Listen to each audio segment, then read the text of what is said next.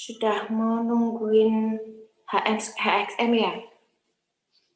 Baru comeback nih, udah lama enggak kita live kayak gini lagi.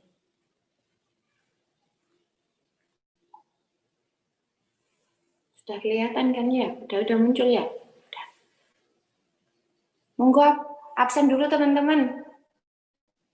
Sama pembicaranya.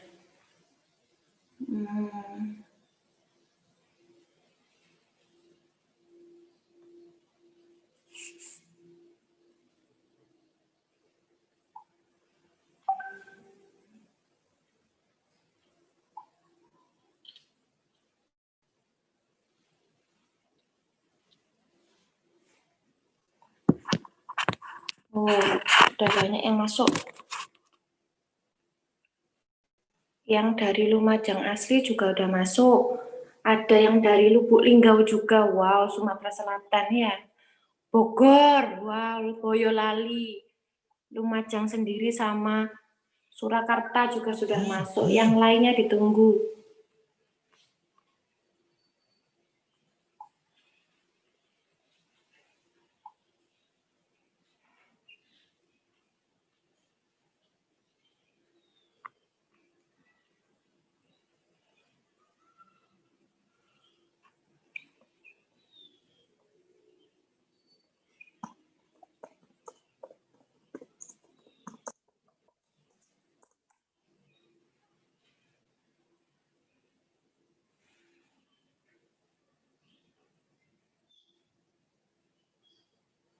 Assalamualaikum. Aduh, Kak Farah sudah datang. Pembicara satunya sudah datang, teman-teman.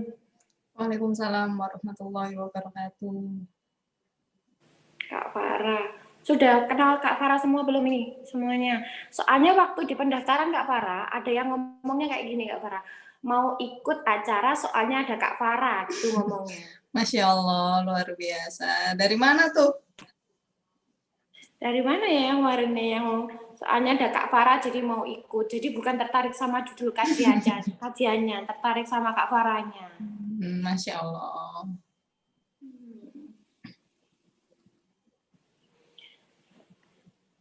Kak Farah perkenalan dulu dong. Kan yang beberapa yang belum kenal juga masih perkenalan dulu dong. Iya, boleh. Salam dulu boleh ya? Bismillahirrahmanirrahim. Assalamualaikum warahmatullahi wabarakatuh.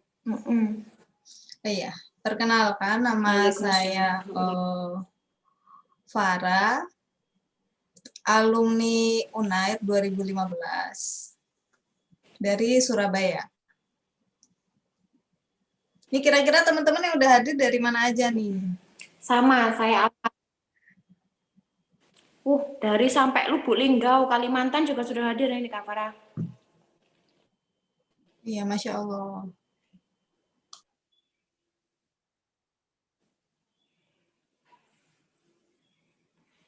Hari ini kita mau bicara masalah Fight for My Wing. Mungkin banyak ya, kalau kita lagi publikasi Fight for My Wing ini banyak yang ngechatnya kayak gini.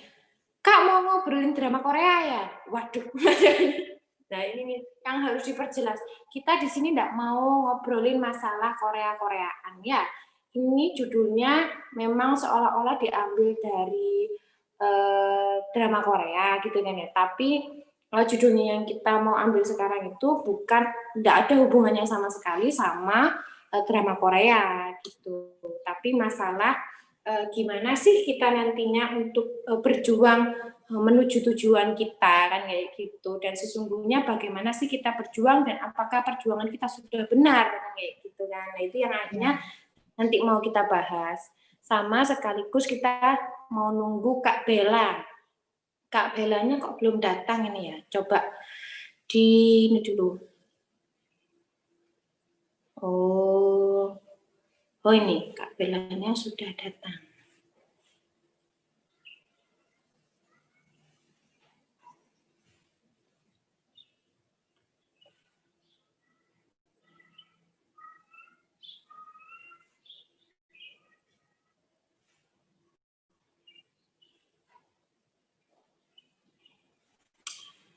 YouTube-nya boleh dikasihkan ke teman-teman yang lainnya. Kalau mau, monggo di-share ke teman-teman yang lainnya.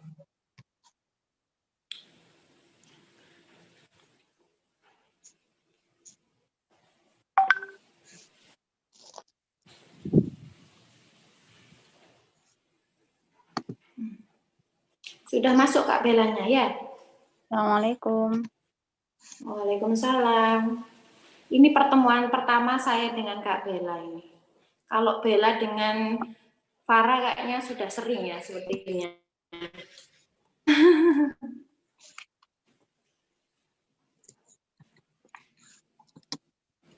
Iya. Teman-teman semua ini sudah mulai bertambah semua pesertanya, soalnya juga tadi linknya baru dibagikan. Kalau Bella dengan Farah kayaknya sudah. Kak Bella perkenalan dulu dong Kak Bella, tadi Kak Farah sudah perkenalan. Sekarang gantian Kak Bella dulu yang perkenalan. Atau sudah banyak yang kenal mungkin. Assalamualaikum warahmatullahi wabarakatuh. Ya, salam kenal ya teman-teman semuanya. Nama saya Salsabila Mahpur, biasa dipanggil Bella. Apalagi nih? Asal dari domisili posisinya Bogor sekarang. ya. Oh, di Bogor sekarang. Sekarang di Bogor. Jadi kita sekarang di 3 daerah yang berbeda, tapi dalam satu forum yang sama. Yang satunya saya dari Lumajang, Farahnya di Surabaya, Belanya ada di Bogor.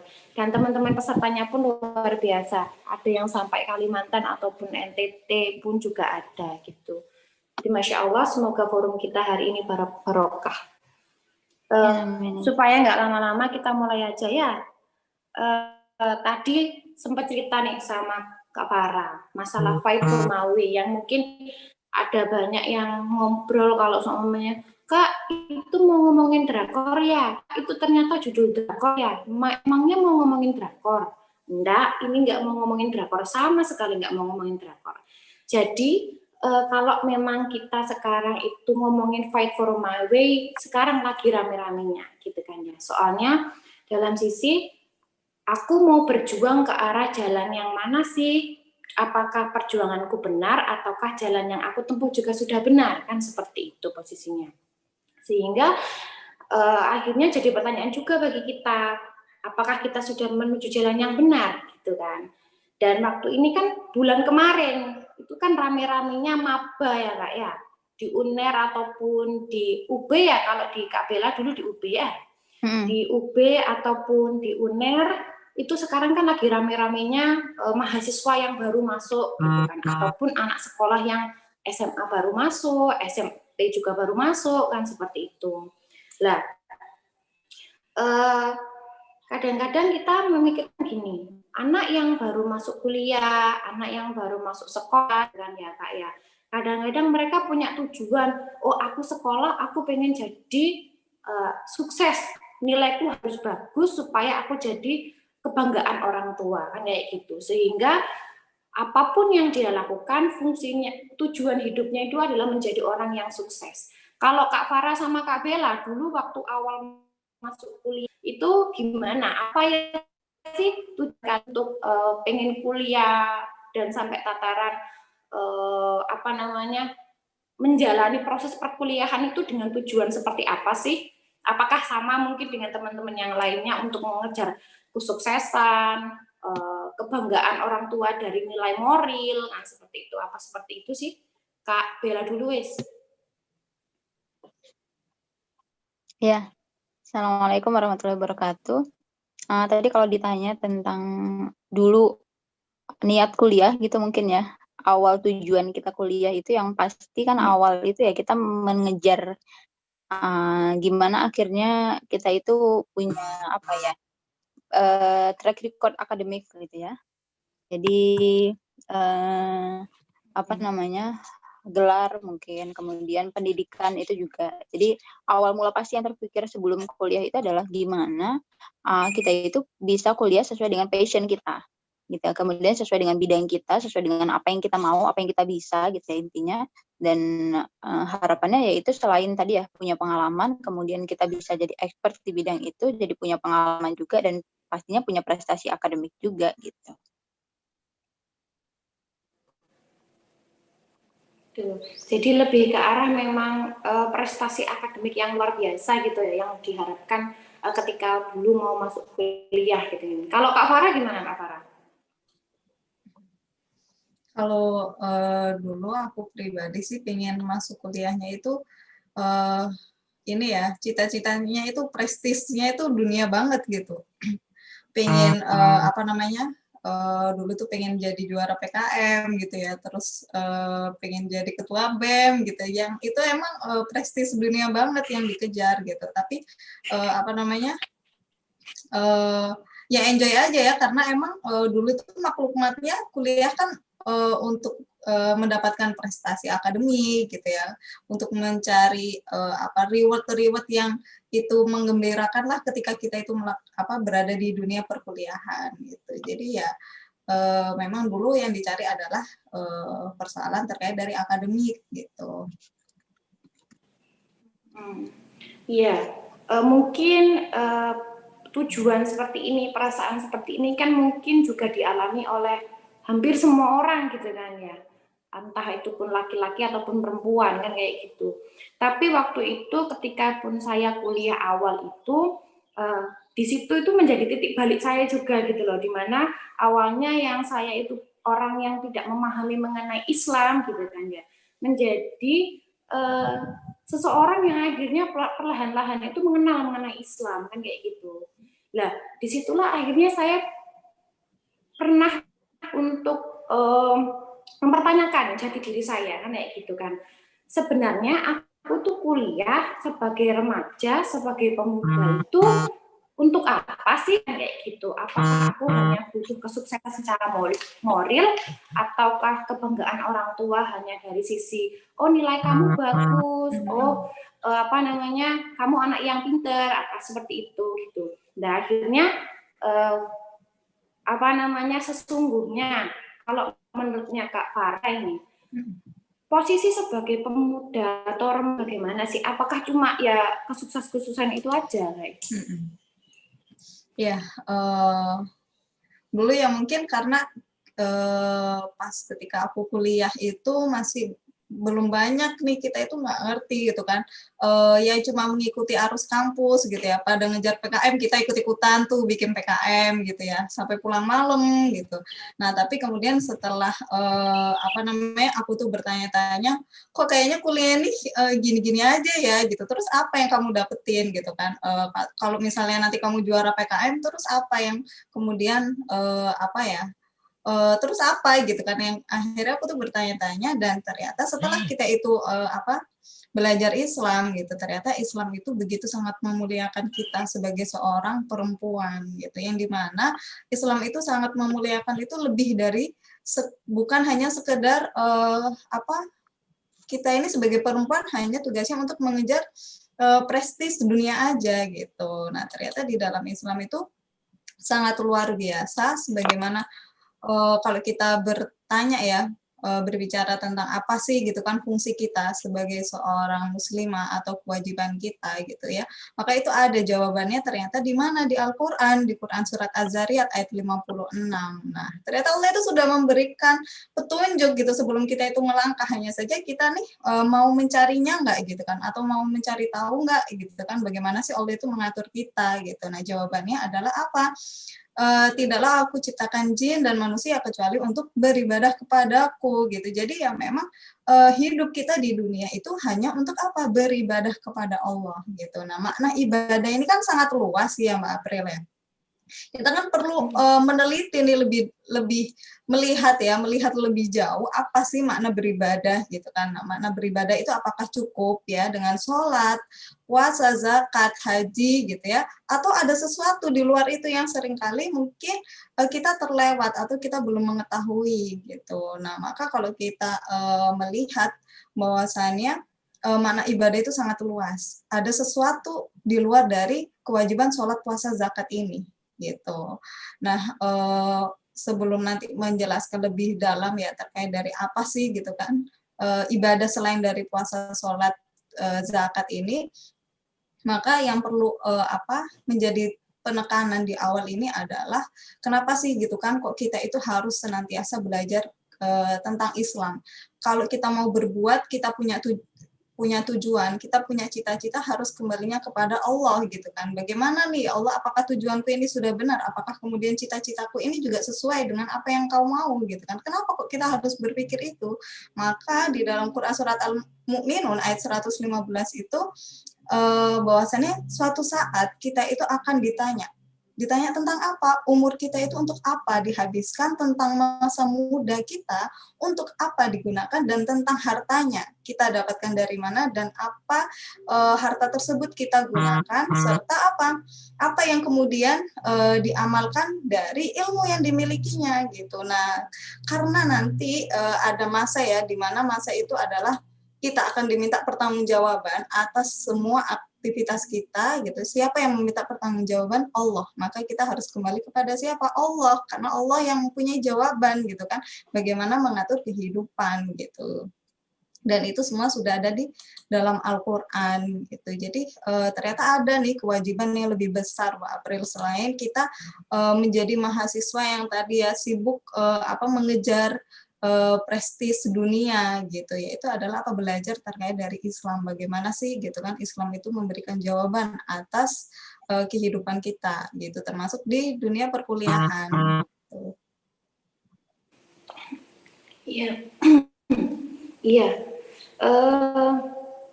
Dengar ceritanya dari Kak Farah tuh jadi ngingetin saya waktu-waktu awal-awal kuliah sama awal-awal ngaji ya, dimana memang memahami masalah Islam gitu ya. Kalau kita ngomongnya bahasa sekarang kerennya itu hijrah gitu kan ya, hijrah menjadi orang yang lebih baik gitu kan ya, menjadi orang yang memahami masalah Islam kan, seperti itu. Memang kalau seperti yang dikatakan Kak Farah tuh kan seolah-olah banyak banget yang harus kita pelajari, banyak banget yang harus kita ketahui, yang seolah-olah ketika kita mau taat secara sempurna itu pada Allah itu berat banget kan kayak gitu ya. Sehingga menjalani, apalagi dalam kondisi saat ini orang yang memahami untuk bahwa hidupku itu bukan hanya untuk kesuksesan, itu enggak banyak gitu loh maksudnya di sekitar kita kan kayak gitu. Masih banyak juga teman-teman kita yang akhirnya berbeda dengan mungkin apa pemahaman kita kan, seperti itu. Sehingga kita juga harus seolah-olah kuat-kuatan gitu loh dengan mereka, bahwa aku harus bisa memegang prinsip ini kan kayak gitu.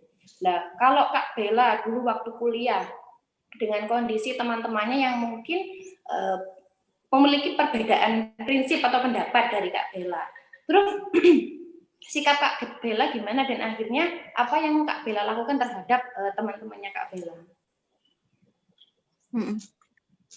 Ya, jadi kalau misalnya dibilang kita punya perbedaan sikap atau perbedaan prinsip gitu, itu sangat amat ditemukan gitu ya. Karena kalau misalnya dulu cerita gitu ya, saya itu meskipun jurusan IPA dulu ketika SMA itu cuma dari background boarding school atau pesantren gitu ya bahasa ininya.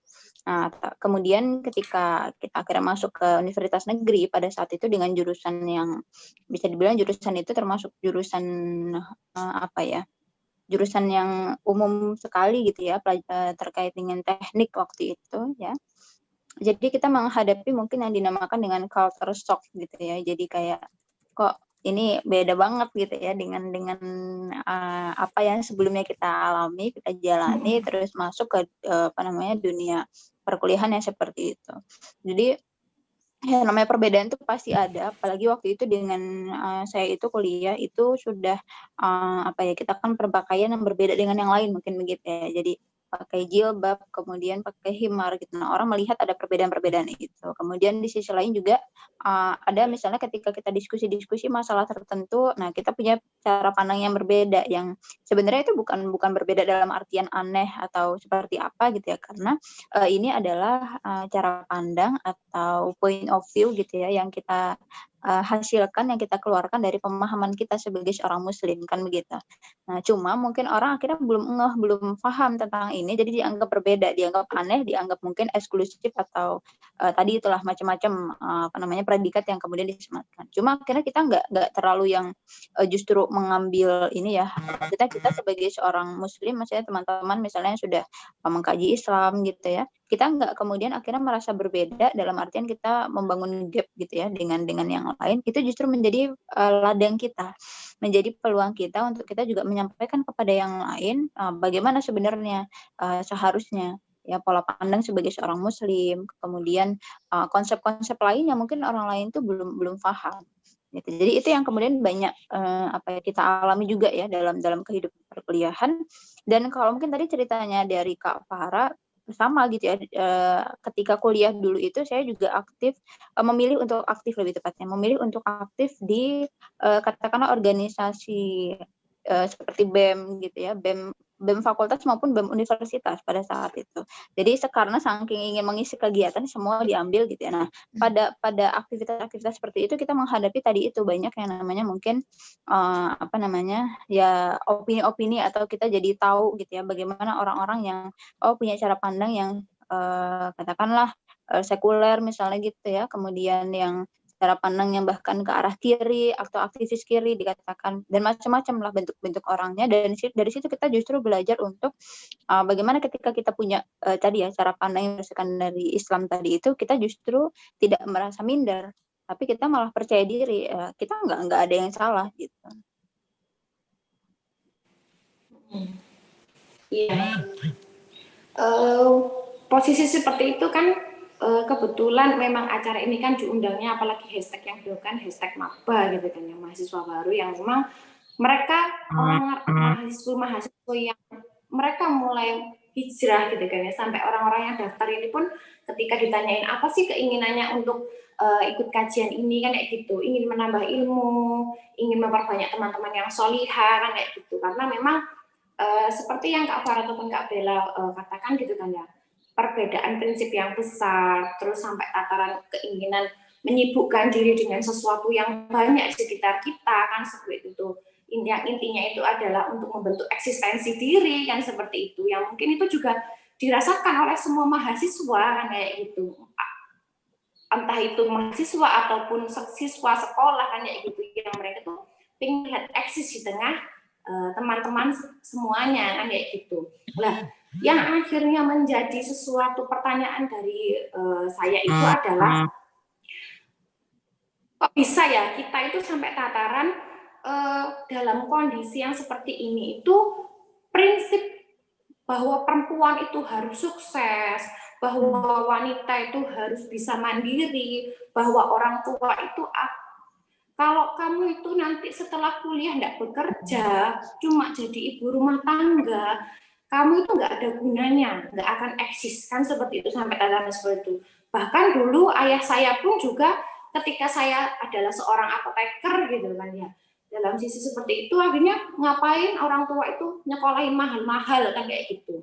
Maka bisa jadi itu juga menjadi salah satu alasan bagi para mahasiswa ataupun anak-anak sekolah gitu ya, yang akhirnya mereka memilih untuk bagaimana aku bisa sukses dengan nilai yang baik dan kayak gitu. Nah, opini-opini seperti ini yang ada di sekitar masyarakat itu loh, yang ada itu menurutnya Kak Farah sama Kak Bella, kenapa sih bisa ada opini yang sangat besar kan kayak gitu, sampai tataran mungkin bukan hanya saya yang merasa, tapi banyak orang yang seperti itu. Dan sekarang ketika saya ada di tengah-tengah masyarakat seperti ini, bahkan orang yang menjadi ibu rumah tangga itu yang menjadi seolah-olah kamu itu nggak eksis kalau cuma jadi ibu rumah tangga seperti itu. Akhirnya ketika teman-teman saya itu akhirnya mereka tuh malah bangga ketika mereka tuh bisa menjadi orang-orang yang berkarya kan seperti itu, dan malah meninggalkan anaknya kan kayak gitu. Menurutnya Kak Farah gimana masalah seperti itu Kak Farah? Iya, ini yang memang ya dialami oleh semua lulusan wisudawan. Bahkan saya pun ketika sebelum lulus gitu ya, sebelum lulus pun itu sudah banyak gitu tawaran, mau nggak gitu ya kerja di sini gitu. Terus ada juga dosen yang langsung menawarkan untuk S2 langsung lanjut S3 gitu ya.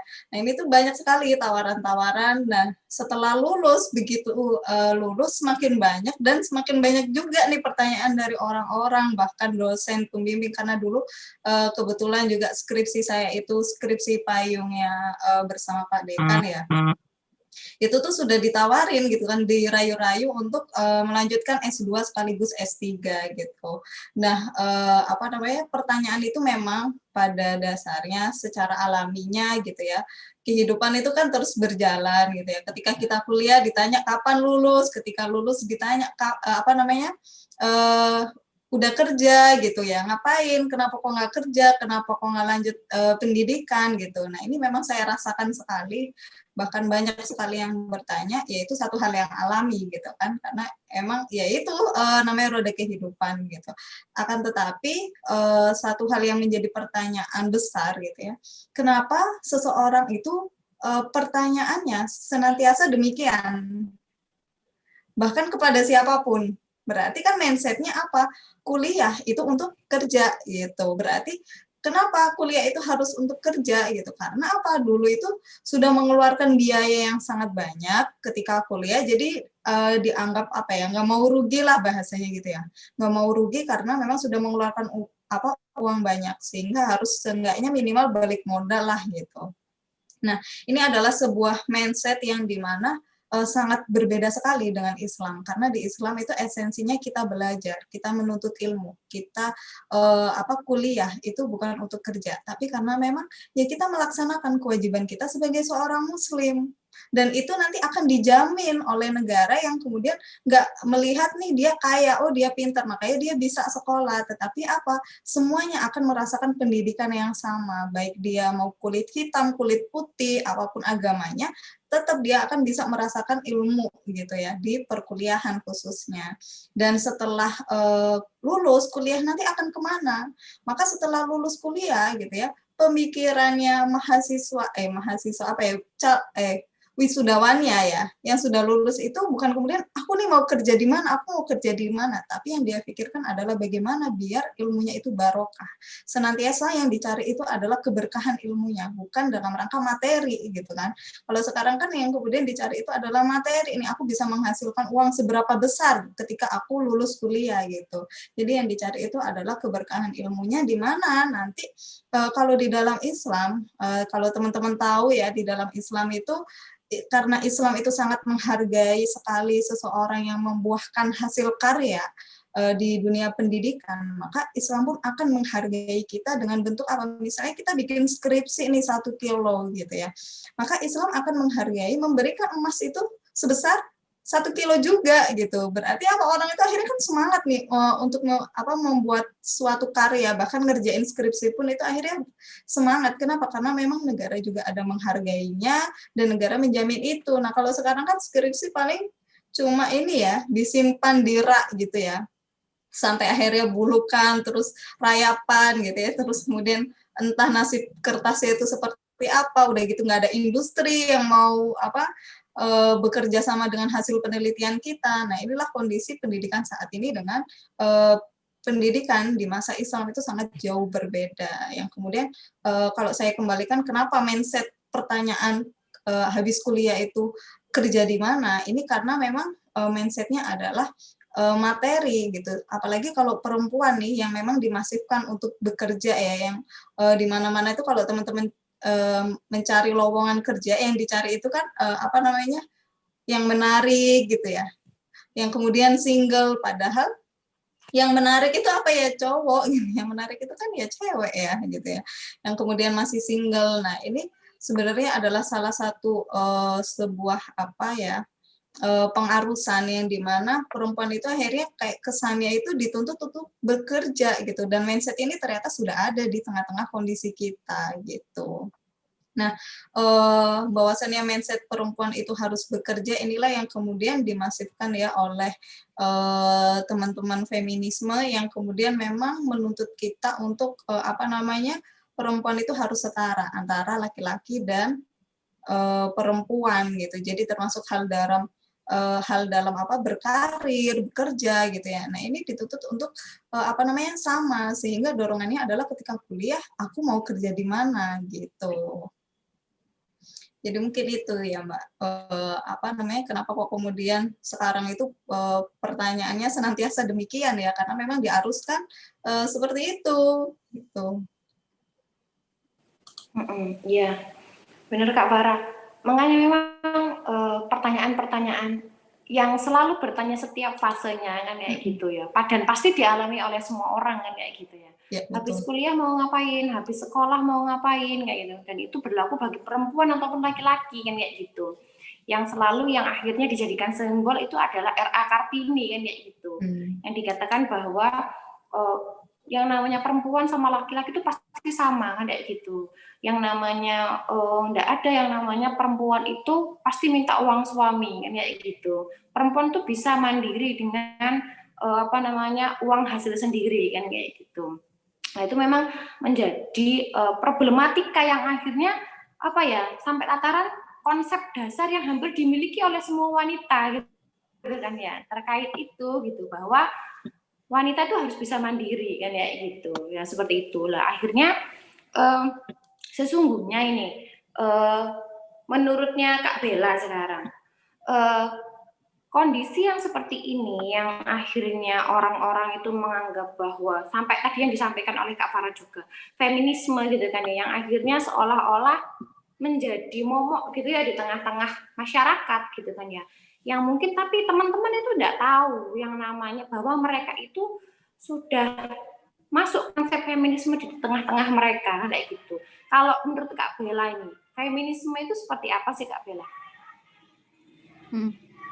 Ya, terkait dengan feminisme gitu ya, sebenarnya kan ini satu paham yang dia itu asalnya bukan dari Islam.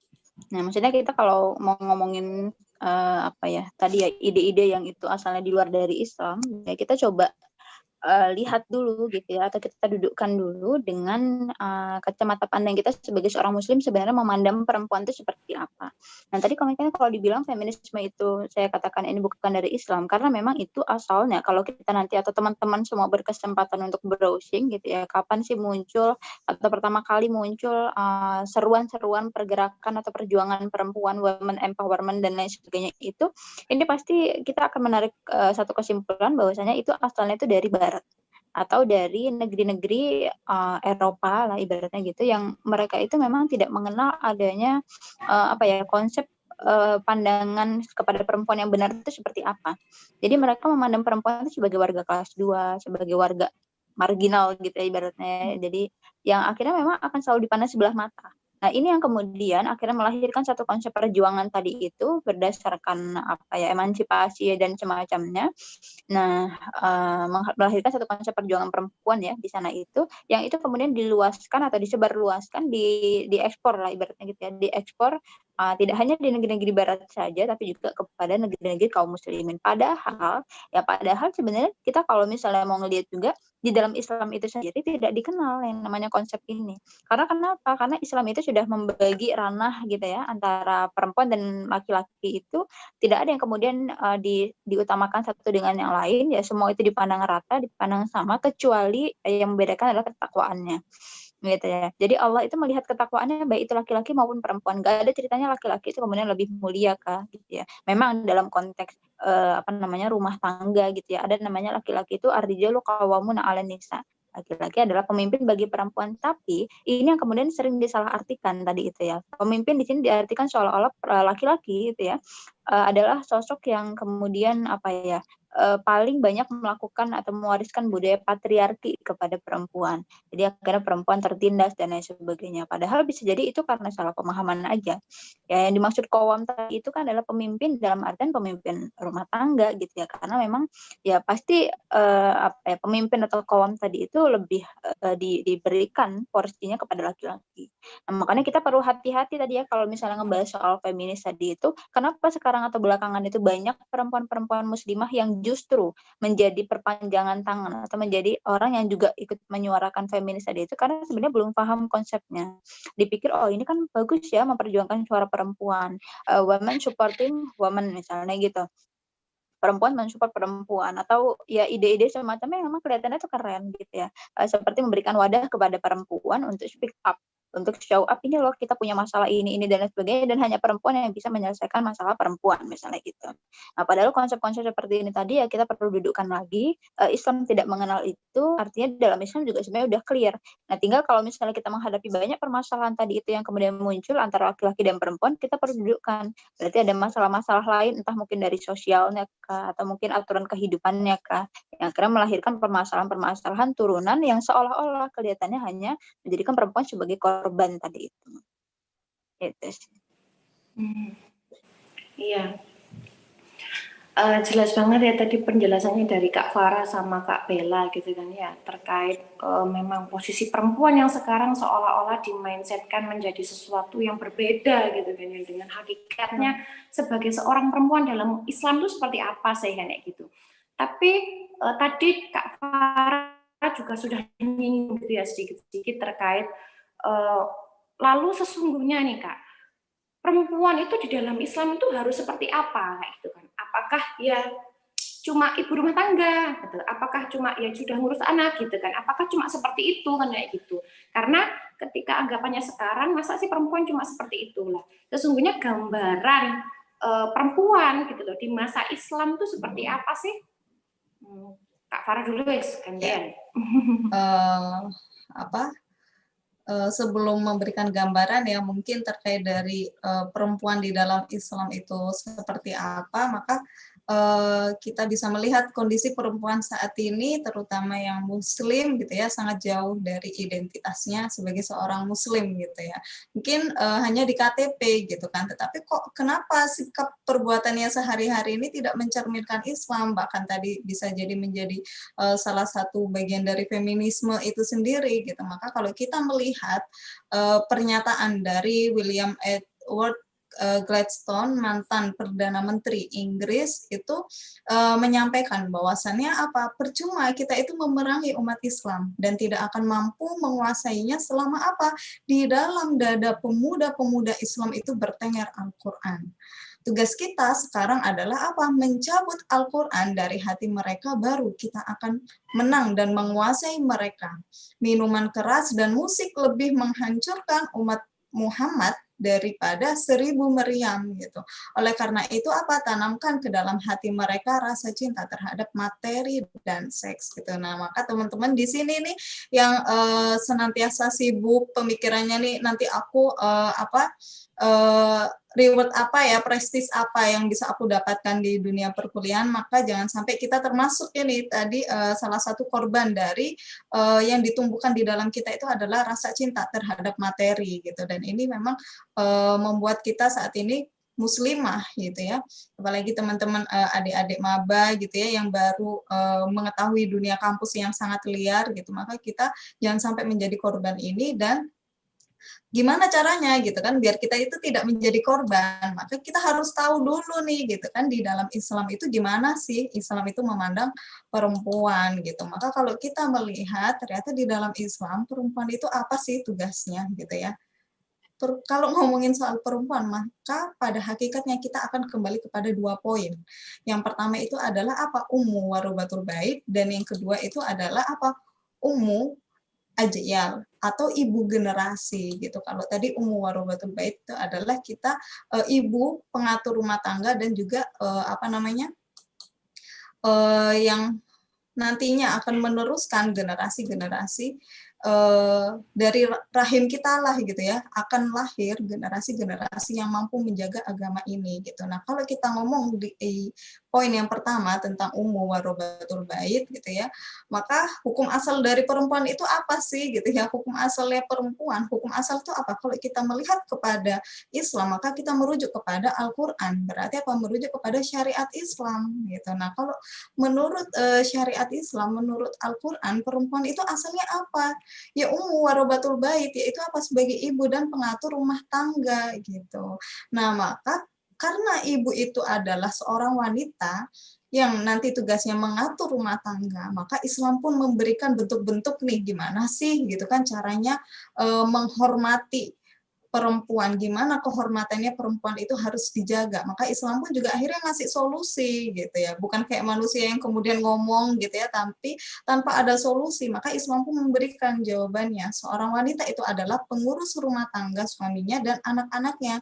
Maka ia akan diminta pertanggungjawaban atas kepengurusannya gitu. Nah, ini adalah satu kemuliaan yang besar yang kemudian diberikan kepada kita sebagai seorang muslim. Tapi seringkali apa? Kita tidak merasa nih berharga dengan gelar apa warobatul bait. Nah, maka bisa ditanyakan kepada diri kita masing-masing apakah kemudian kita itu sudah menjadi korban seperti yang dinyatakan oleh Perdana Menteri Inggris itu, atau kita ingin menjadi sosok wanita yang sesungguhnya yang kemudian sangat dimuliakan oleh Islam gitu. Kalau Rasulullah pernah ditanya ya oleh para sahabatnya gitu, ditanya, siapa gitu ya, wahai Rasulullah, siapa orang yang paling berhak untuk kuperlakukan dengan baik? Maka apa kata Rasulullah? Ibumu. Kemudian laki-laki itu kan bertanya kembali, kemudian siapa? Maka Rasulullah pun kembali menjawab, ibumu gitu. Kemudian laki-laki itu bertanya lagi, kemudian siapa? Maka Rasulullah pun menjawab gitu. Berarti apa? Setelah itu adalah ayahmu. Maka saking dihormatinya kita ini sebagai perempuan, maka apa disebutkan oleh hadis itu ibumu itu sebanyak 3 kali gitu. Nah, ini jangan sampai kemudian kita tidak merasa berharga ya dengan gelar Ummu Warobatul Bait, karena ini sudah berupa pernyataan yang Rasulullah, dan ini salah satu bentuk penghargaan dari Islam untuk kita para perempuan gitu. Nah, kemudian kalau di poin yang kedua gitu ya, sebagai ibu generasi atau Ummu Ajyal gitu, maka sebagai ibu generasi itu gimana caranya kok bisa dari rahim kita itu lahir generasi-generasi yang katanya bisa menjadi agent of change gitu ya, atau generasi penerus bangsa. Ya, dengan apa? Maka kita sebagai seorang ibu itu adalah dai sebelum kita menjadi apapun. Kita adalah sebagai seorang pengemban dakwah. Kita tugasnya adalah sharing kebaikan, sharing syariatnya Allah sebelum apa? Sebelum kita menjadi apapun gitu. Jadi kita berani menyampaikan, berani melaksanakan juga apa yang itu dicinta Allah, apa yang itu kemudian dibenci Allah gitu. Karena ini nanti yang menentukan apa baik buruknya generasi penerus bangsa gitu ya. Nah, kemudian apa selain mungkin kita sebagai dai, kalau teman-teman sekarang kan mungkin kuliahnya ini ya semuanya dari online by Zoom gitu ya. Nah, teman-teman jangan khawatir, masih banyak sekali yang bisa teman-teman lakukan sebagai konten kreator. Jadi sampaikanlah kebaikan walaupun hanya 1 ayat. Teman-teman bisa nanti mulai menjadi pengemban dakwah itu nggak harus mendapatkan gelar haji dulu ya, nggak harus mendapatkan gelar ustazah gitu. Ketika memang kita itu sudah mulai menyerukan apa yang dicinta Allah, kita sudah mulai menyampaikan apa yang dicinta Allah gitu ya, maka disitulah kita belajar menjadi seorang pengemban dakwah. Jadi teman-teman nggak perlu merasa minder, nggak perlu merasa insecure mungkin ya, aku ini baru belajar Islam gitu ya, sudah disuruh dakwah. Maka Allah pun memberikan jaminan kita adalah kuntum khairu umat, bahwasanya kita ini adalah umat yang terbaik. Berarti apa? Kita mampu melaksanakan untuk menjadi seorang pengemban dakwah di tengah-tengah kesibukan kuliah, di tengah-tengah kesibukan kita mengejar dunia, maka luangkanlah sedikit waktu untuk apa? Kita cari perhatiannya Allah. Kalau teman-teman ingat ya, siapa sih yang memberikan nikmat teman-teman untuk bisa menikmati kuliah online gitu ya, dengan menggunakan mata, dengan menggunakan telinga, maka mudah bagi Allah ketika ingin mencabut semua itu gitu. Maka luangkanlah waktu kita untuk apa? Cari perhatiannya Allah. Jangan kemudian sampai akhirnya kita disibukkan tadi dengan urusan-urusan dunia itu. Jadi seperti itu Mbak April. Masya Allah, jelas semuanya ya. Jadi terang sekarang. Jadi seolah-olah pemikiran kita yang akhirnya selalu terkungkung atau selalu berpikiran bahwa ibu rumah tangga itu nggak eksis, ibu rumah tangga itu kenapa sih kayak gitu. Mungkin apa yang saya tangkap dari Kak Farah itu adalah mindset kita tuh terlalu materialistis gitu kan jadinya. Kita mungkin bukan orang matre gitu ya, yang katanya nyari suami itu harus kaya, bukan seperti itu. Tapi tatarannya akhirnya mungkin mindset pikiran kita, konsep pikiran kita tuh terlalu materialistis gitu kan ya, sehingga sudut pandang kita untuk melihat sesuatu hal yang mungkin itu baik bagi kita di hadapan Allah itu jadi terlihat tidak baik gitu ya, karena serasa bahwa itu tidak menguntungkan kan kayak gitu lah. mindset yang seperti itulah yang seharusnya kita hilangkan ya Kak Farah ya. Sampai tataran akhirnya bahwa sudut pandang kita itu adalah bagaimana Allah memandang kita.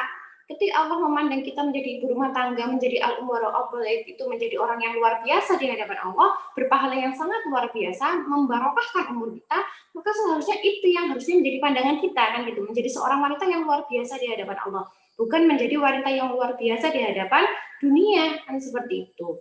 Lah, sekarang nih, tadi ada satu pertanyaan yang nggak dijawab Kak Farah, masalah contoh dari kontribusi muslimah gitu ya, kontribusi perempuan gitu ya dalam dunia Islam. Gantian Kak Dora dulu wis.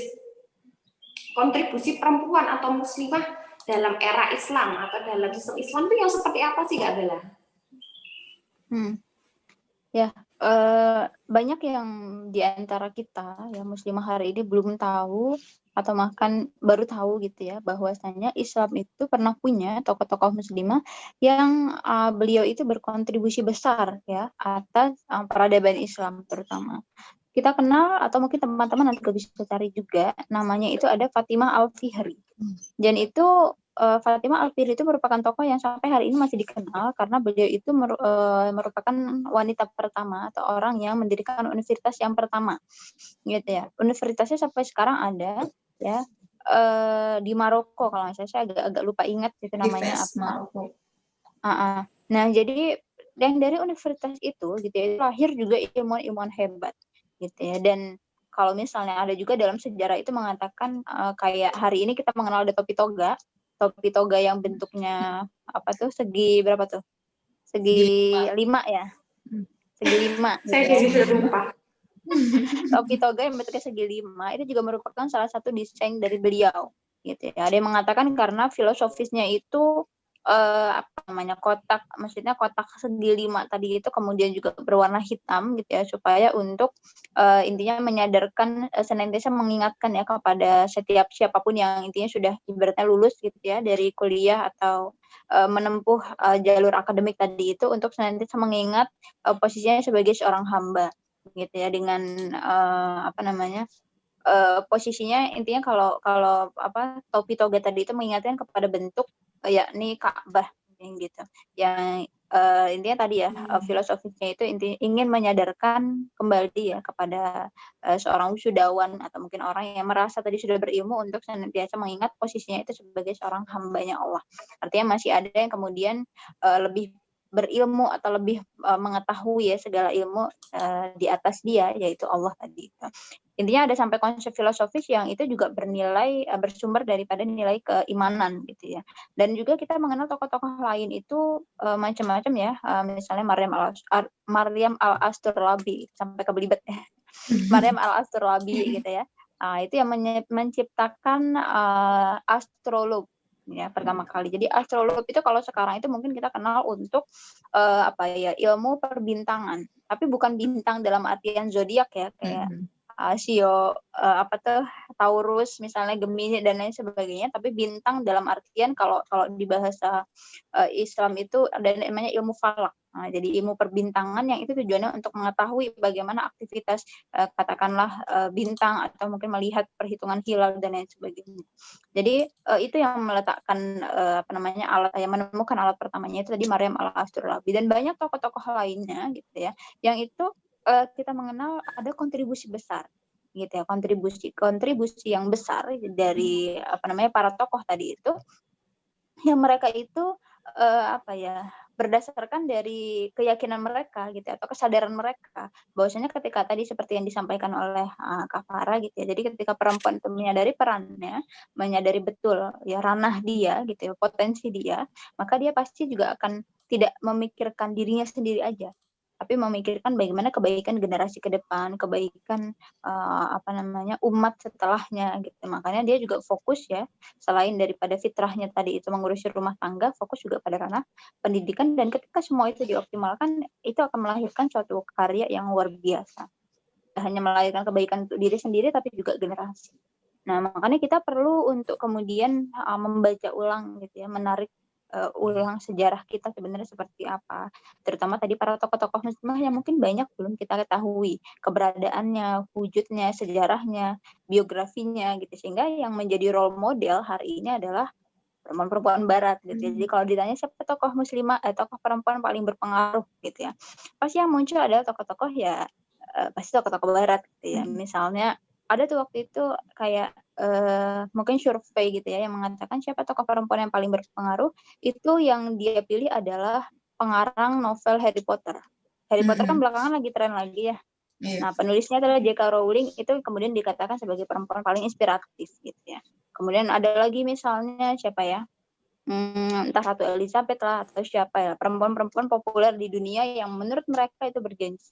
Padahal kita sebenarnya sebagai seorang muslim punya sendiri nih tokoh atau role model versi kita sebenarnya seperti apa. Dan itu yang coba kita mesti perdalami lagi, mesti mengkaji ulang lagi sehingga kita muncul kebanggaan.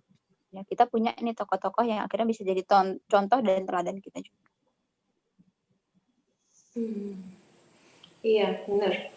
Jadi akhirnya kita punya, kalau dari Kak Farah tadi yang awal bahwa mindset kita gitu ya, terhadap posisi perempuan di dunia itu memang harus kita rubah gitu ya. Yang awalnya kita berpikir materialistis gitu kan ya, menjadi seseorang yang dipandang itu adalah Islam kan itu. Dan yang tadi juga dijelaskan Kak Bella bahwa ketika kita mau menunjukkan diri kita gitu kan, merubah diri kita untuk berhijrah yang lebih baik, memang kita butuh yang namanya role model gitu kan ya, inspirator kita gitu kan ya. Seperti apa sih yang harus kita contohkan seperti itu? Karena memang seperti yang Kak Bella tadi bilang, ketika contoh kita seperti J.K. Rowling ataupun Ratu Elizabeth, maka kita akhirnya akan merasa ke arah sana gitu kan ya. Kita akan menuju ke arah bagaimana inspirator kita atau role model kita itu akan menjadi seperti apa, kita akan menuju ke arah sana kan seperti itu. Tapi berbeda ketika kita inspirator kita ataupun role model kita nanti akhirnya seperti yang tadi dicontohkan oleh Kak Bella seperti Maryam Al-Astulabi ataupun Fatimah Az-Zahra kan kayak gitu, yang dia orang-orang yang dia itu mengabdikan ilmunya, mengabdikan dirinya untuk Islam kan kayak gitu. Sehingga kita pun sebagai seorang perempuan menjadi orang hebat, bukan di hadapan manusia gitu kan ya, tapi di hadapan Allah kan kayak gitu. Sampai akhirnya ini pun juga ada beberapa pertanyaan gitu dari teman-teman di live chat kan kayak gitu. Sampai ada banyak yang mengatakan bahwa mereka itu juga insecure gitu loh terhadap stigma masyarakat ketika perempuan itu dia itu tidak melanjutkan ke perkuliahan gitu kan ya, karena beberapa hal, bisa jadi karena masalah uang ataupun bagaimana kan kayak gitu. Sampai taran-taran ada yang sampai ada temennya yang mengatakan bahwa kalau gimana nih, nggak kuliah nggak gaul gitu katanya. Gimana pendapat dua-duanya ini wis? Ya. Gimana Kak Farah? Apa dari ini ya, Alfia Ramadhani ya. Ini memang banyak sekali ditemukan. Jadi Alfia Ramadhani tidak perlu merasa sendiri ya mengalami itu, karena memang di negara kita saat ini kondisinya banyak sekali yang merasa insecure, terutama apalagi masalah keuangan gitu ya, apalagi ditambah kondisi yang sekarang pandemi gitu ya, keterbatasan pekerjaan juga semakin berkurang, banyak yang di PHK. Jadi kita kalau mau melihat nih persoalan kita sebenarnya sangat complicated sekali gitu. Tidak hanya menyangkut persoalan diri kita, tetapi akhirnya aku menyangkut tetangga-tetangga kita. Ternyata banyak yang merasakan dengan apa yang kita rasakan. Jiwa insecure itu sudah merasuk ke dalam jiwa-jiwanya pemuda muslim gitu ya. Sebenarnya Allah itu sudah tadi yang memberikan jawaban di dalam Al-Qur'an berupa apa? Kuntum khairu umat, bahwasanya kita ini adalah umat yang terbaik. Tapi menjadi pertanyaan, kenapa nih kita yang dikatakan umat yang terbaik ini justru merasa apa? Insecure gitu. Karena berarti kan di sini ada yang sesuatu yang nggak sinkron nih antara apa? Perkataannya Allah, janjinya Allah dengan mindset diri kita. Padahal apa? Kalau Allah itu sudah berjanji, Allah itu sudah yang berkata maka tentu perkataannya Allah itu tidak bisa disandingkan dengan manusia gitu ya. Berarti apa, satu hal yang pasti gitu. Nah, tapi kok bisa jadi kayak gini? Kenapa? Karena memang kondisi kita yang membuat kita seperti ini dan kita tidak bisa memilih gitu ya. Kita mau menjadi orang kaya, mau menjadi orang miskin, kan kalaupun dari lapang pekerjaannya sendiri itu terbatas gitu ya. Sudah berupaya keras cari makan gitu ya. Sehari cuma dapat 8.000, 24.000, tapi biaya kuliah ini karena pakai kuota sampai harus nebeng ke warkop. Jadi warkop itu banyak isinya orang-orang belajar selain dari ngopi gitu ya. Nah, inilah kondisi kita memang saat ini. Tapi satu hal yang pasti yang perlu kita ingat adalah Allah itu bersama dengan orang-orang yang memperjuangkan agamanya. Allah itu bersama dengan orang-orang yang senantiasa menolong agamanya Allah. Jadi kalau kita mau ditolong sama Allah, kuncinya adalah satu, tolong dulu agamanya Allah. Kita harus menaruh menaruh perhatian dulu kepada Allah agar Allah itu fokusnya nih kayak lensa kamera gitu ya. Kalau lensa kamera, karena saya sendiri lumayan hobi foto-foto gitu ya, sebelumnya dulu sempat gitu ya. Kalau kita belajar tentang lensa kamera itu kan dia punya satu titik fokus gitu. Nah, kita buat dulu fokus itu ada pada diri kita. Nah, ketika Allah itu sudah meletakkan fokus pada diri kita, berarti apa, Allah itu lebih dekat daripada urat nadi kita gitu. Nah, gimana caranya biar Allah fokus sama kita? Tadi dengan cara kita mencari perhatiannya Allah. Gimana caranya? Tolong dulu agamanya Allah. Berarti apa? Lakukan dulu syariatnya yang kemudian kita baru tahu nih hari ini, oh, aku baru tahu ternyata tujuan hidup kita di dunia itu hanya untuk beribadah. Beribadah itu apa aja gitu kan, selain puasa, zakat, haji gitu ya. Maka kita tahu kita adalah sebagai ibu generasi, ummu warobatul bait. Maka kita pelajarilah ilmu-ilmu untuk menuju yang mengantarkan kepada ke sana, dan kemudian apa, kita serukan kepada teman-teman, kita sampaikan walaupun hanya satu ayat gitu. Jangan pernah ada perasaan di dalam diri kita untuk aku kan newbie gitu ya. Kalau teman-teman tahu bahwasannya di Al-Imran surat 110, 104 itu menjelaskan tentang adanya kewajiban amar ma'ruf nahi mungkar gitu ya. Nah, surat ini tidak berlaku untuk orang-orang yang expert di bidangnya gitu kan. Maka kalau di dalam Islam itu kan sebenarnya tidak ada ya ahli agama gitu. Karena memang semua umat muslim ya akan menjadi ahli agama gitu. Karena itu memang sudah satu paket nih. Kalau kamu agama Islam, maka paketnya adalah apa? Kamu menerapkan Al-Qur'an Islam di dalam kehidupannya gitu. Jadi tidak perlu merasa insecure karena apa, ayat-ayatnya Allah ini pun tidak akan menjadi gugur ketika kita tadi merasa kita belum cocok, ketika kita merasa masih banyak dosa gitu ya. Maka kewajiban Allah ini akan gugur ketika apa, kita melaksanakannya gitu. Jadi kuncinya adalah apa, kita harus tolong dulu nih agama Allah, insya Allah apa, dunia itu akan mengikuti kita gitu. Jadi meskipun rasanya perekonomian kok juga, aku nih misalnya sudah dakwah Mbak gitu ya, tapi kok perekonomianku masih tetap segini-segini aja gitu ya. Maka luruskan dulu niatnya, jangan sampai kita itu dakwah karena ingin meningkatkan perekonomian. Nah, ini nanti juga akhirnya salah kaprah gitu. Nanti dakwahnya bisa berhenti karena apa? Ekonominya nggak naik gitu ya. Insecure-nya nggak berkurang gitu. Tapi kalau kita meniatkan ini adalah perintah Allah semata-mata untuk mendapatkan ridhonya Allah, insya Allah nanti Allah akan mengangkat derajat kita gitu ya. Sekalipun kita langsung nggak bim salabim jadi kaya gitu ya, emang Aladin atau apa gitu ya, tapi insya Allah hidup kita itu akan barokah, akan ada keberkahan yang banyak kita raih. Makan itu 10.000, oh rasanya kok bikin kenyang ya gitu ya. Oh, kuota yang aku cuma beli 5.000 kok internetnya lancar ya dibandingkan dengan temen-temenku yang pakai wifi merek itu tuh katanya sampai dulu sempat trending ya kan, karena wifi jaringannya itu lemot gitu. Nah, itu keberkahan-keberkahan yang Allah berikan kepada kita kalau kita itu lebih banyak memikirkan, mengutamakan Allah dulu gitu.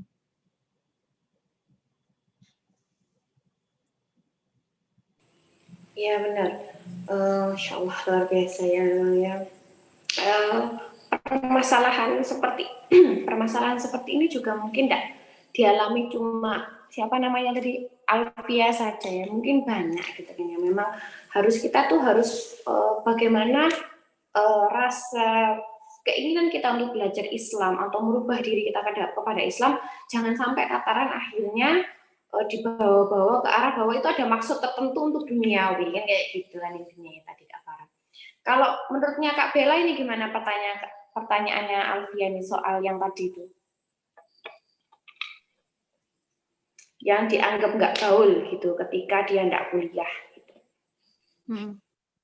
Ya, mungkin sejalan juga ya sama apa yang disampaikan tadi. Memang kita harus meluruskan dulu sebenarnya kuliahnya tadi itu untuk apa. Ini saya jadi teringat gitu ya, kemarin tuh ada yang nanya juga dari teman-teman itu via DM, ada yang bingung gitu ya.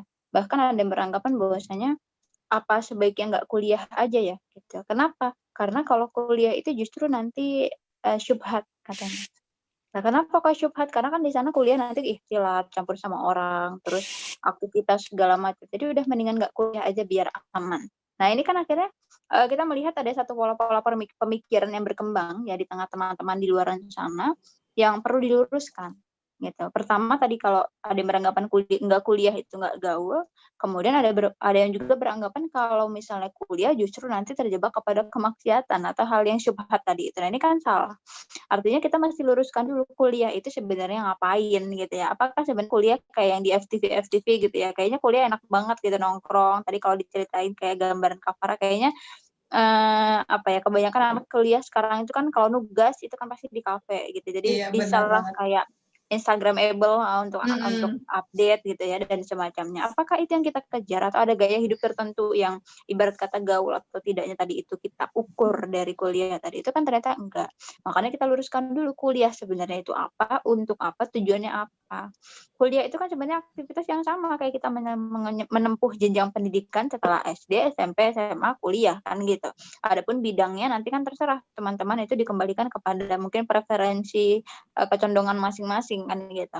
Nah, kalau kemudian ada yang menganggap kuliah tadi itu hanya seperti mungkin ibaratnya jenjang yang kayak ini tuh wadah untuk kita tadi mengejar eksistensi kah gitu ya, punya kenalan relasi lebih luas dan lain sebagainya. Ini yang kalau hanya dibatasi pada sisi itu aja kita mempersempit gitu atau kita bahkan merendahkan kualitas pendidikan itu sendiri. Atau tadi kalau misalnya ada yang beranggapan kayak kuliah tadi itu ya, syubhat tadi itu. Nah, ini yang justru salah juga gitu ya. Karena sebetulnya kalau misalnya kita bicara nanti di perkuliahan itu bisa ikhtilat, campur baur. Nah, itu di dalam Islam nanti diatur ya. Maksudnya ada perkara-perkara ikhtilat atau campur baur yang memang itu bisa ditoleransi. Ditoleransi bukan akhirnya jadi pembenaran kayak oh berarti kita bisa campur baur gitu kan. Enggak gitu ya. Maksudnya ada batasnya. Jadi meskipun itu dibolehkan atau ditoleransi karena masuk ke ranah pendidikan, jadi ada beberapa ranah yang dibolehkan atau ditolerir tadi itu pendidikan, kemudian kesehatan gitu, tolong menolong dan beberapa aspek lain itu. Nah, meskipun ada pembolehan tadi itu bukan berarti kita jadi apa namanya bebas begitu saja, enggak, tetap ada rambu-rambunya. Jadi misalnya kalaupun di kelas gitu ya, kalau misalnya tugas kelompok yang mengharuskan campur, ya udah kita juga nggak yang kemudian duduk sama laki-laki tadi itu, atau kalau misalnya mau ada keperluan apa ya sewajarnya atau seprofesional mungkin lah ranah pendidikan aja, nggak kemudian melipir-melipir nanya yang lain kan nggak begitu. Nah kemudian tadi juga kalau misalnya dia beranggapan nggak kuliah nggak gaul, nah itu lagi-lagi yang kita perlu mendudukkan ya ranah atau makna perkuliahan tadi itu untuk apa. Pada intinya memang semua ini lahir dari konsep kehidupan yang hari ini mengungkung kita gitu ya. Jadi ada pola yang diaruskan kayak yang ya kuliah itu ajang tadi yang mungkin untuk punya eksistensi kah, punya relasi, kemudian ajang untuk ya kita membuktikan kualitas diri kita, aktivis dan lain sebagainya. Lupa pada hakikat asalnya atau kita sampai nggak memahami hakikat awalnya kuliah adalah untuk mengejar sebuah ilmu, kepakaran tertentu. Gitu. Makanya ini yang mungkin kita juga sama-sama luruskan ya. Kan kalau di jargon-jargon mahasiswa baru nanti mungkin teman-teman ini para calon maba gitu atau mungkin udah ada yang mahasiswa juga pasti bakal ingat gitu ya sama jargon-jargon yang dilontarkan untuk mahasiswa baru itu ada yang namanya iron stock. Mahasiswa itu adalah iron stock, kemudian apalagi tuh agent of change, kemudian social control. Nah, 3 poin ini yang nanti kita teman-teman akan melihat sendiri bagaimana dalam perjalanan waktunya itu apakah semua itu bisa terbukti. Ya, apakah semua itu bisa dipertanggungjawabkan? Nah, itu semua tergantung kepada bagaimana mahasiswa itu tadi.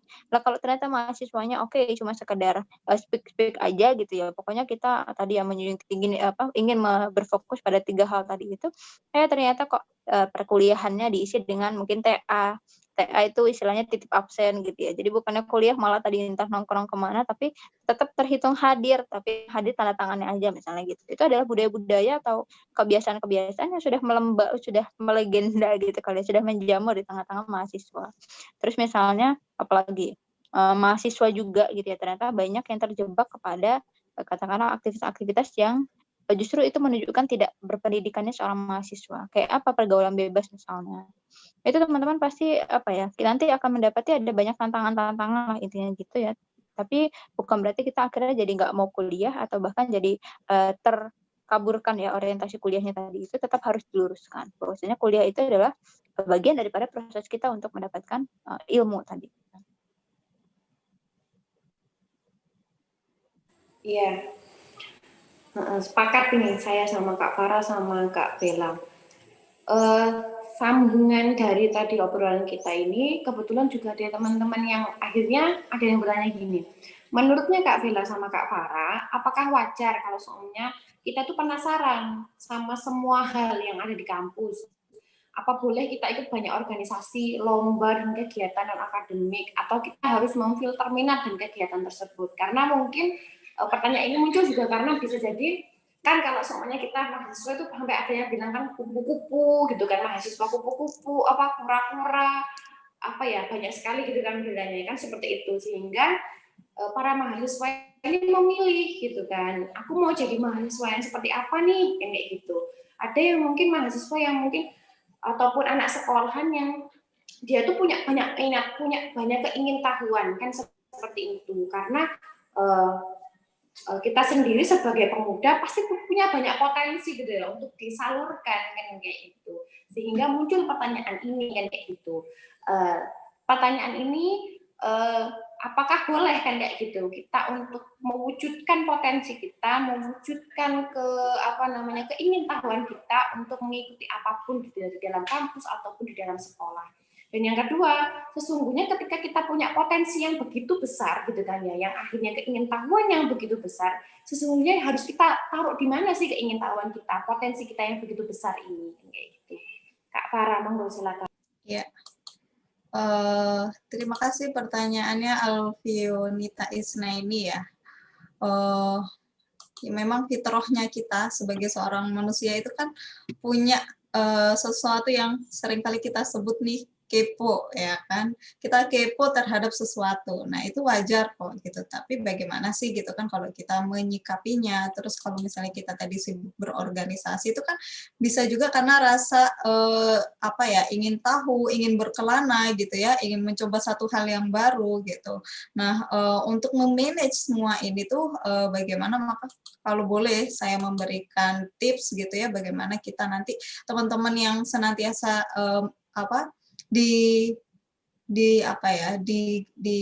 diserukan gitu ya ketika maba kalian itu adalah agent of change, area of stop gitu ya, social control gitu ya, maka kalau kalau aku merumuskan ini sebenarnya ini kita bisa menjadi seorang yang dikatakan pemimpin masa depan sebagai generasi penerus bangsa dengan kita berlatih berorganisasi dan lain sebagainya, maka kita itu perlu memiliki 10 tips gitu. Nah, kalau aku di sini ngasihnya ada 10 tips gitu. Yang pertama itu adalah apa? Control by vision and values. Jadi kita itu yang menggerakkan langkah kita itu adalah tadi esensinya kenapa kita bergerak, kenapa kok kita harus mengikuti organisasi ini, maka kembali kepada bagaimana Islam itu mengatur gitu.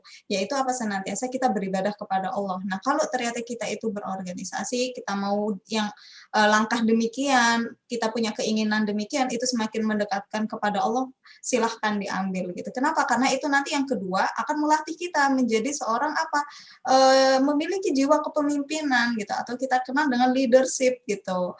Nah, dengan kita adanya berorganisasi, kemudian kita sibuk mengikuti agenda sana sini itu akan memberikan jiwa kepemimpinan bagi kita, tetapi yang paling penting adalah nomor 3 ini, critical thinking. Jadi kita berpikir kritis, kenapa kok kita ikut berorganisasi ini? Apakah semua tadi ya organisasi itu harus diikutin gitu? Apakah semua program, semua kegiatan, konser, kemudian PKM itu harus semua diikuti? Nah, ini harus ada critical thinking. Kita harus berpikir kritis gitu. Maka kembalikan kepada bagaimana Allah ridho nggak gitu ya kalau kita mengikuti semua itu.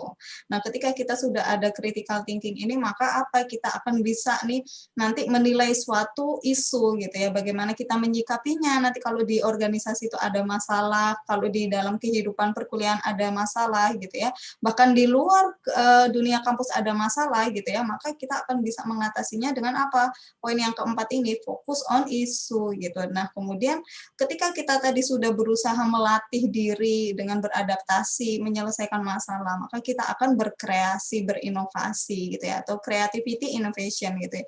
Jadi kita akan berkreasi, berinovasi nih, gimana sih cara efektif gitu ya, dan bisa memberikan itu, menularkan itu kepada yang lain, sehingga apa kita mampu menjadi yang ketujuh, yaitu adalah apa, problem solver gitu ya. Kita mampu menjadi problem solver di tengah-tengah persoalan yang itu tidak hanya menimpa diri kita, tetapi juga menimpa teman-teman kita bahkan di luar kampus gitu. Maka kita pun tidak akan bisa menjadi problem solver kalau ada apa, jiwa-jiwa insecure ini gitu. Jadi memang insecure ini mau tidak mau harus diputus rantainya di dalam kehidupan kita gitu, harus dibuang jauh-jauh. Dan ketika memang insecure ini sudah nggak ada, maka kita akan senantiasa proaktif gitu. Jadi nggak perlu nanti disuruh orang tua, Dek udah dikerjain gitu kan tugas kuliahnya, Dek kenapa kok belum ini nih share berbagi kebaikan gitu ya. Nah, ini kita akan proaktif berinisiatif sendiri gitu, sehingga kita pun menjadi seseorang yang memiliki speed and responsive terhadap sesuatu yang terjadi di tengah-tengah kita gitu. Nah, kemudian senantiasa yang terakhir adalah istiqomah, berbagi kebaikan. Jangan pernah kita merasa pantang menyerah, jangan pernah kita itu merasa putus asa dan insecure ini, karena jiwa-jiwa seperti itu akan nantinya merusak diri kita, sedangkan kita pun nggak ada yang kita dapatkan gitu kan dari jiwa-jiwa perasaan yang demikian itu kan, yang ada justru merugikan kita. Jadi teman-teman kalau mau sibuk, mau berorganisasi, silahkan gitu ya, tetapi kembalikan lagi kepada bagaimana sih gitu kan Allah itu memandang kalau kita itu melangkah ke arah demikian gitu. Esensi dari teman-teman bergabung ke organisasi itu tujuannya apa gitu ya. Kalau tadi sudah disinggung oleh Kak Bella dan Mbak April gitu ya, esensi kita itu di organisasi tadi atau hanya sekedar eksistensi, atau memang kita punya target nih yang harus diraih, yaitu agar kita bisa di organisasi itu menjadi wadah untuk kita sharing kebaikan gitu, untuk menyebarkan Islam, untuk menjadi wadah kita tadi menyampaikan kebaikan walaupun hanya satu ayat gitu. Iya. Sekali lagi dengan yang masalah insecure yang terus ada di dalam diri mahasiswa atau mahasiswa itu yang nggak pernah hilang gitu kan ya. Sudah insecure ini hilang, nambah lagi insecure yang lain yang memang itu menjadi problem kehidupannya remaja kan kayak gitu. Sehingga itu harus selalu dicerahkan dengan selalu harus belajar Islam gitu kan, dengan terus-menerus. Dan memang sesungguhnya potensi pemuda, bahkan Rasulullah pun kan juga sampai tataran, bukan hanya Rasulullah ya, semua orang mengakui bahwa pemuda itu adalah agent of change, yang tadi juga dikatakan Kak Bella ataupun Kak Farah, yang bisa menjadi agen untuk perubahan kan kayak gitu. Nah, di mana memang perubahan ini bukan, kenapa sih kok Rasulullah ataupun mungkin waktu itu siapa ya pahlawan yang ngomong akan kupanggil 1000 orang tua satu pemuda itu, Pak Karno ya itu ya kalau tidak salah ya, bahwa memang jiwa-jiwa pemuda itu memiliki jiwa dan potensi yang luar biasa kan kayak gitu, sampai tataran akhirnya sampai sekarang pemuda itu bingung mau dibuat apa potensi yang segini banyaknya kan kayak gitu.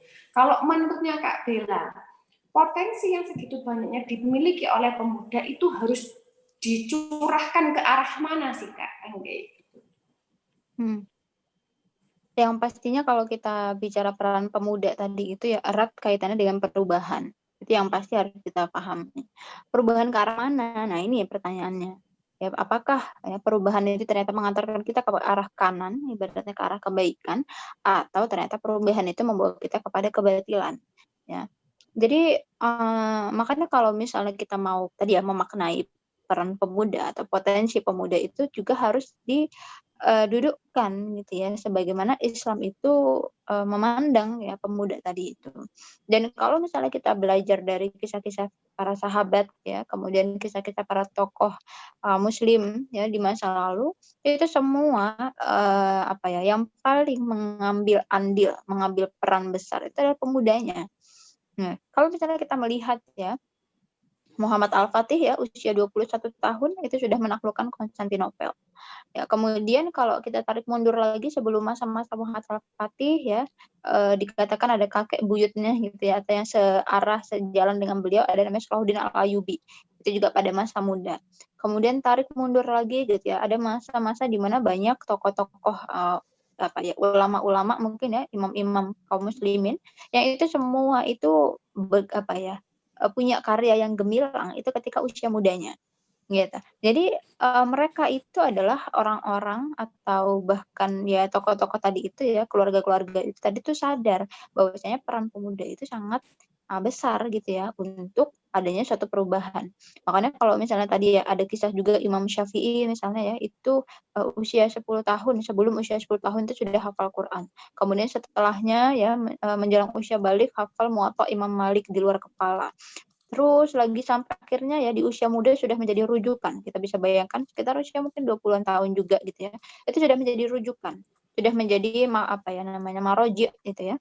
Dan itu karena kekuatan hafalan dan kedalaman ilmu yang dimiliki. Nah, makanya kita coba melihat kalau ya dibandingkan dengan potensi pemuda hari ini, kenapa kok ya pemudanya itu apa ya, bisa dikatakan, loyo tadi itu ya, atau mungkin malah salah fokus atau, apa ya, teralihkan fokusnya dengan mungkin, entah virus K-pop kah tadi itu ya, atau mungkin, bucin-bucin kah, ya UU kah, atau yang hal-hal seperti itulah yang akhirnya melalaikan fokus dia, lupa kodrat pemuda itu harusnya jadi yang seperti apa, gitu. Jadi, ada mungkin apa ya, kedewasaan yang, mundur gitu ya. Jadi kalau di kedewasaan itu memang bukan karena usia, tapi karena bagaimana kualitas dia tadi itu. Nah, jadi kita melihat ada pembentukan yang seolah-olah berbeda tadi itu. Nah, makanya kita coba sama-sama mendalami tadi itu ya, peran pemuda tadi itu, yang mana pemuda itu erat kaitannya dengan perubahan.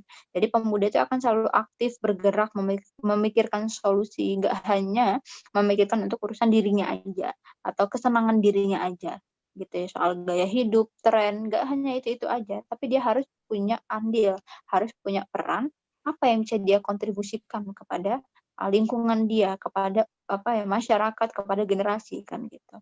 Makanya semua potensi tadi itu mesti diarahkan ke arah sana.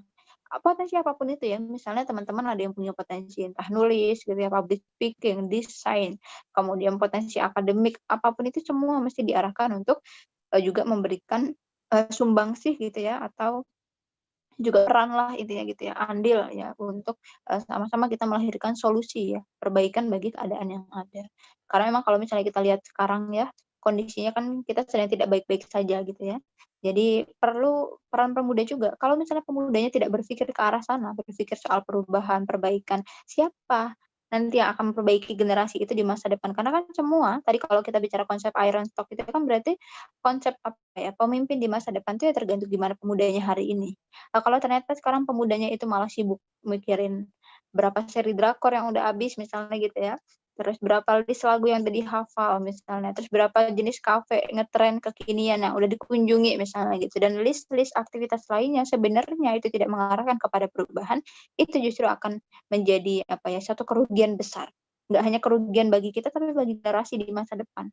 Kita kekurangan sosok-sosok pemimpin ya yang akan memperbaiki keadaan. Nah, makanya untuk mengantisipasi ke arah sana, kita ini para pemudanya harus coba sadari itu, ambil peran semaksimal mungkin.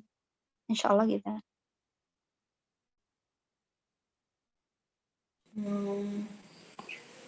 Itu ya sekarang jadi sudah jelas gitu lah mengenai kita bagaimana sih kita meletakkan potensi kita sebagai pemuda, bukan akhirnya potensi kita itu kita curahkan segala sesuatunya untuk duniawi sampai kapan ke arah eksis, ataupun sekarang kan bahasanya itu seperti yang tadi Kak Bella bilang, bahwa kamu sudah nonton drakor berapa, kamu sudah nonton ini berapa, kan kayak gitu. Jadi kalau aku duluan, aku yang lebih gaya, kan seperti itu sekarang standar berpikirnya pemuda sekarang, kayak gitu. Kamu sudah nonton bioskop ini apa enggak, kamu sudah punya barang ini atau enggak, kan kayak gitu. Jadi sekarang kita pahami bahwa apa sih yang menjadi inti gitu kan ya, inti kesalahan konsep yang dialami oleh pemuda saat ini itu adalah yang tadi saya sudah bilang, bahwa pemikiran materialistis, pemikiran eksistensi yang dia itu bersifat duniawi, yang selalu mengekang kita gitu dalam konsep pemikiran kita, sehingga ketika kita mau berhijrah, ketika kita mau mengeluarkan potensi kita terhadap Islam, itu seolah-olah kita akhirnya menjadi orang-orang yang selalu insecure gitu loh. Ketika kita mau menjadi orang-orang yang akhirnya terdepan dalam Islam, kita insecure. Tapi ketika kita akhirnya mau terdepan dalam duniawian kayak gitu, entah itu nilai, entah itu yang lainnya kan gitu, kita tidak pernah yang namanya insecure kan kayak gitu. Nah itulah yang akhirnya menjadikan diri kita menjadi orang-orang yang akhirnya itu insecure itu adalah pilihan dari kita. Kita mau memilih mindset yang mana gitu loh. Sama seperti tadi Kak Farah bilang, bahwa ketika kita memilih jalan bahwa sudut pandang kita itu adalah Islam, pasti kita tidak akan pernah insecure terhadap bahwa aku berhijrah karena Allah, bukan aku berhijrah karena tuntutan orang-orang di sekitarku sekarang yang zamannya pakai gamis-gamis ataupun kerudung lebar, kan seperti itu. Itu yang memang harus kita pahami bagi para pemuda. Dan akhirnya dari jawabannya Kak Bella, kita tahu potensi kita harus taruh di mana gitu kan ya. Dan akhirnya juga ada pertanyaan nih Kak, masalah tadi, bagaimana ketika kita memiliki potensi yang begitu besar dan akhirnya kita sudah nih, aku mau berhijrah nih, insya Allah aku mau berhijrah. Tapi yang ini juga banyak mungkin ditanyakan kebanyakan orang ya, Kak, bagaimana sih caranya tetap istiqomah dalam berhijrah, namun lingkungannya sendiri tidak mendukung? Dan bagaimana cara mengatur waktu antara kuliah dan belajar agama?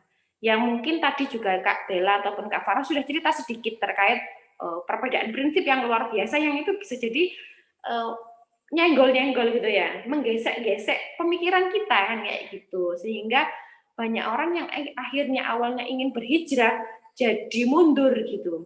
Karena dulu saya juga punya teman kebetulan yang mungkin waktu zamannya saya kuliah itu belum tren yang namanya gamis atau khimar panjang gitu, belum tren gitu kan. Sehingga pada saat itu ketika saya pakai yang namanya jilbab dan khimar gitu kan ya, banyak yang mengatakan bahwa ibu-ibu, kamu kayak apa namanya tante-tante kan kayak gitu, yang nggak tren banget sih kan kayak gitu. Nah dengan komen yang seperti itu, mungkin waktu itu saya punya teman-teman yang baik gitu ya, yang akhirnya mendudukkan pemikiran saya bahwa saya harus bersikap seperti apa.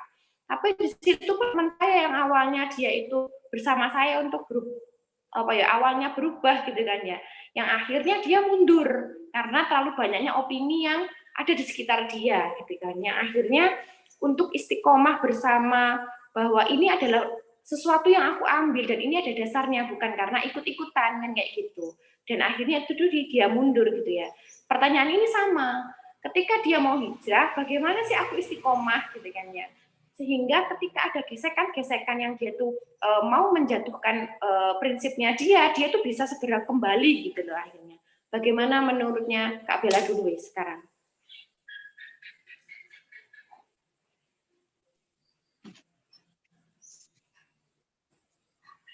Bentar, tadi saya agak kurang nangkep nih. Intinya gimana biar kita bisa istiqomah gitu bukannya?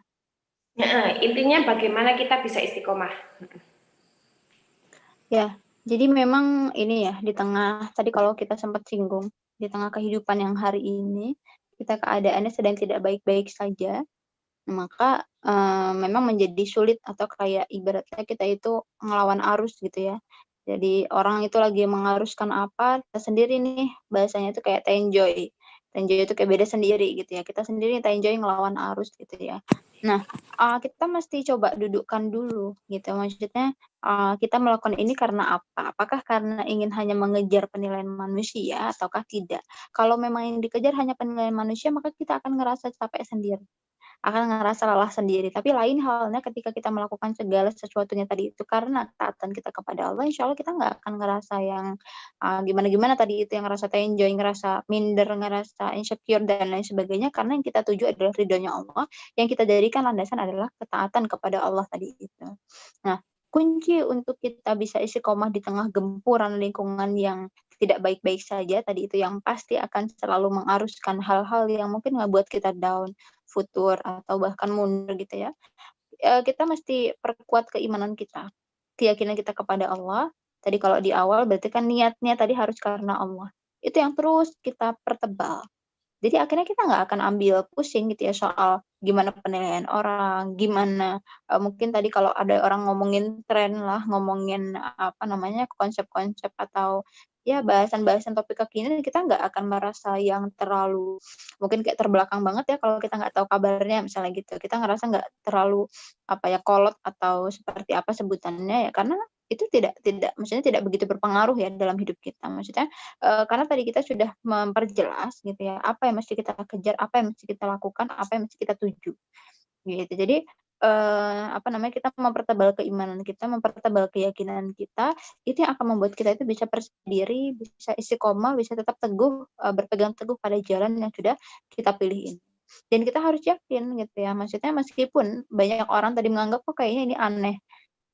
Kayaknya itu, apa ya, tadi ya, asing lah atau beda sendiri ya, tadi itu, kita, tidak menganggap itu sebagai satu hal yang apa ya, terlalu masalah gitu ya dalam hidup kita, karena lagi-lagi ya memang, apa ya, Rasulullah itu kan juga mengatakan ya, Islam itu kan akan kembali Islam datang dalam keadaan terasing dan akan kembali terasing di akhir zaman. Artinya, ada orang-orang yang kemudian tadi, berusaha untuk taat, berusaha untuk istiqomah, berusaha untuk berpegang teguh kepada ketaatannya, itu kayaknya emang asing banget. Kayaknya emang beda sendiri, kayaknya kok aneh dan lain sebagainya, pasti akan muncul anggapan-anggapan seperti itu. Tapi kita harus yakin gitu ya, harus, tetap terus melaju, karena kalau kata Rasulullah juga dalam hadis yang lain itu, orang tadi itu ya, orang mukmin ketika kemudian di akhir zaman tuh, apa ya, dia berpegang teguh kepada kebenaran tadi itu seakan-akan dia itu menggenggam bara api. Gitu ya, yang apa ya, kalau kita boleh boleh, analogikan tadi itu yang menggambar api itu kan memang sepertinya panas, tapi kan itu adalah satu-satunya penerang kita, gitu ya. Maka, kita nggak akan rela untuk melepas itu begitu aja gitu ya, melainkan kita akan terus pegang itu karena itu satu-satunya penerang kita dalam keadaan yang, gulita, gitu ya. Jadi, kita akan terus berpegang kepada kebenaran tadi itu, betapapun panasnya, betapapun beratnya ujiannya, karena kita yakin ya Allah itu akan, apa ya, senantiasa membersamai kita, menyiapkan, ganjaran terbaiklah untuk kita. Adapun kalau misalnya terus muncul tadi kayak mungkin, dorongan-dorongan atau, bisikan-bisikan dari orang lain yang ingin melemahkan kita dari, langkah istiqomah tadi itu, kita coba perkuat lagi dengan, mungkin berkumpul dengan teman-teman yang akhirnya menguatkan kita, satu frekuensi dengan kita. Berarti kita butuh, apa ya, berjamaah atau ngegeng atau bahasanya apa ya, punya komunitas, punya kelompok lah intinya gitu, yang itu senantiasa akan terus mengkondisikan kita. Kita nggak ngerasa sendiri nih, ya. Karena emang kalau ngerasa sendiri akan berat ya. Ibarat kalau kita, apa ya, di suatu ladang gitu ya, itu ada domba yang sendirian, kita melihat dia pasti akan mudah dimangsa oleh serigala. Tapi kalau misalnya domba itu apa ya, berbarengan gitu ya, sama yang lainnya, bareng-bareng gitu, berkelompok dengan yang lain, serigala itu akan mikir-mikir ulang gitu ya untuk menerkam si domba tadi itu. Karena ya dia mau nyerang satu nanti dia diseruduk sama yang lain kan gitu, akhirnya kalah juga. Nah, begitupun dengan kita, setan itu akan apa ya, mudah ya, me apa ya, mengelabui gitu ya, atau bahkan membisikkan ya tadi ya, godaan-godaan lah kepada orang yang dia merasa kayak terlalu sendiri. Ya, karena coba kita bisa lihat juga kalau misalnya orang itu sendirian gitu, apa sih yang kemudian muncul dalam pikiran dia, kan pasti mungkin momen-momen kegalauan gitu ya, ngerasa, nggak berarti, terus kayak semua beban tuh langsung muncul gitu ya di hadapan dia. karena dia tidak punya orang lain atau wadah lain untuk mencurahkan apa yang dia rasakan. Makanya kita lagi-lagi butuh untuk kita juga berjamaah, mungkin bahasanya tadi nggak berkelompok dengan yang lain, kita punya satu teman-teman ya, satu kelompok teman-teman yang akan menguatkan kita. Jadi akhirnya kita nggak akan ngerasa sendiri tadi, ngerasa bisa tercover sama yang lainnya, insya Allah gitu. Alhamdulillah, luar biasa. Kalau menurutnya Kak Farah ini gimana untuk istiqomah tadi, tipsnya Kak Bella berjamaah, intinya seperti itu. Iya. Kalau menurutnya Kak Farah ini? Sebenarnya sudah ini ya, sangat memuaskan sekali dari jawabannya Kak Bella. Cuma ingin menambahkan terkait dari ayatnya Allah, bahwasannya Allah itu juga memberikan janji loh kepada orang-orang yang berhijrah. Nah, ini mungkin bisa menjadi motivasi bagi teman-teman yang tadi hijrah biar tetap istiqomah gitu. Karena semua orang itu kayaknya bisa ya berhijrah, tapi yang susah itu adalah istiqomah. Nah, disinilah keimanan kita, keimanan orang-orang yang berhijrah itu akan diuji oleh Allah, apakah kemudian dia akan istiqomah, apakah dia akan gugur nih di tengah jalan. Maka kita perlu menjadikan Quran Surat Al-Baqarah ayat 208 ini sebagai motivasi terbaik kita ketika memang berhijrah. Sesungguhnya orang-orang yang beriman, orang-orang yang berhijrah, dan berjihad di jalan Allah, mereka itulah gitu ya yang mengharapkan rahmat Allah, dan Allah Maha Pengampun lagi Maha Penyayang. Jadi senantiasa kita itu berhijrah, kenapa? Karena memang ingin mendapatkan rahmatnya Allah gitu. Kita akan merasakan hidup itu bahagia meskipun ya teman-teman di sekitar kita itu kayak, ngapain sih kok kamu sekarang jadi dakwah? Kamu emang ikut kajian apa nih kok kamu jadi kayak gini? Nah, tapi kita tidak akan merasakan tadi adanya jiwa insecure atau perasaan minder atau malah ini ya, nauzubillah gitu ya, berhenti ketika memang kita berhijrah. Tapi yang kita rasakan adalah apa? Yang kita rasakan adalah bisa bahagia, bisa menghadapi teman-teman. Nah, itu salah satu bentuk rahmati Allah ketika memang kita itu berhijrahnya karena Allah gitu. Nah, maka kenapa kok kita itu harus berhijrah ya? Maka kita kembalikan kepada Quran surat Al-Imran ayat 133. Dan bersegeralah kamu kepada ampunan dari Tuhanmu dan kepada surga yang luasnya seluas langit dan bumi, yang kemudian disediakan untuk orang-orang yang bertakwa gitu. Karena memang kita berhijrah tujuannya adalah untuk apa? Menjadi orang yang bertakwa gitu. Bagaimana kemudian kita bisa menjalankan kehidupan ini tanpa adanya nikmat yang Allah berikan gitu. Seringkali kita itu lupa terhadap nikmat-nikmat yang Allah berikan gitu. Maka apa nih yang bisa kita lakukan untuk Allah gitu? Maka salah satu bentuknya adalah istiqomah berhijrah. Dan ketika Allah itu sudah memberikan Quran surat Al-Imran ya ayat 133, maka apa nih yang kita bisa lakukan, atau amalan impian apa yang kemudian kita bisa membeli surga ini gitu. Dengan amalan impian apa kita bisa membeli surga, itu senantiasa harus ada di dalam mindset-nya kita sebagai seorang muslim yang memang identitasnya itu adalah Islam, sehingga kita pun nanti bisa memprioritaskan aktivitas kita, mana nih yang wajib, mana yang sunnah, mubah, makruh, haram. Nah, seringkali kan sekarang nih karena semua by online gitu ya, seringkali akhirnya apa, terbelokkan pada sesuatu yang mubah gitu. Nah, padahal apa? Sesuatu yang mubah ini akan bisa menghantarkan kepada sesuatu yang hukumnya makruh atau haram gitu. Apalagi sesuatu yang makruh sangat dekat dengan keharuman. Apalagi yang namanya keharuman sangat dekat dengan api neraka gitu ya. Maka kita harus bisa menyeleksi amalan kita. Dikembalikannya dengan apa? Dikembalikan kepada tadi 5 hukum syara ini. Wajib, sunnah, mubah, makruh, dan haram gitu. Nah, maka teman-teman nggak cukup nanti ketika memang melihat live streaming ini ya gitu, karena ilmu Islam itu sangat luas dan yang kita berikan hari ini tuh hanya setetes, 1/10-nya setetes mungkin ya dari ilmu Islam itu sendiri. Jadi memang perlu ada kita mempelajari Islam itu secara rutin, sehingga kita tahu nih dari persoalan kecilnya Islam sampai persoalan besar global, yang ternyata Islam itu tidak hanya memberikan solusi loh atas masalah yang tadi ya kita sering sebut itu insecure dan lain sebagainya, tapi ternyata Islam itu mampu. Kalau kita tadi berbicara tentang pendidikan gitu ya, karena ada kendala keuangan, maka sebenarnya Islam itu bisa loh menggratiskan pendidikan. Gimana tuh caranya? Maka kaji dulu Islam gitu. Ya, Masya Allah, luar biasa hari ini.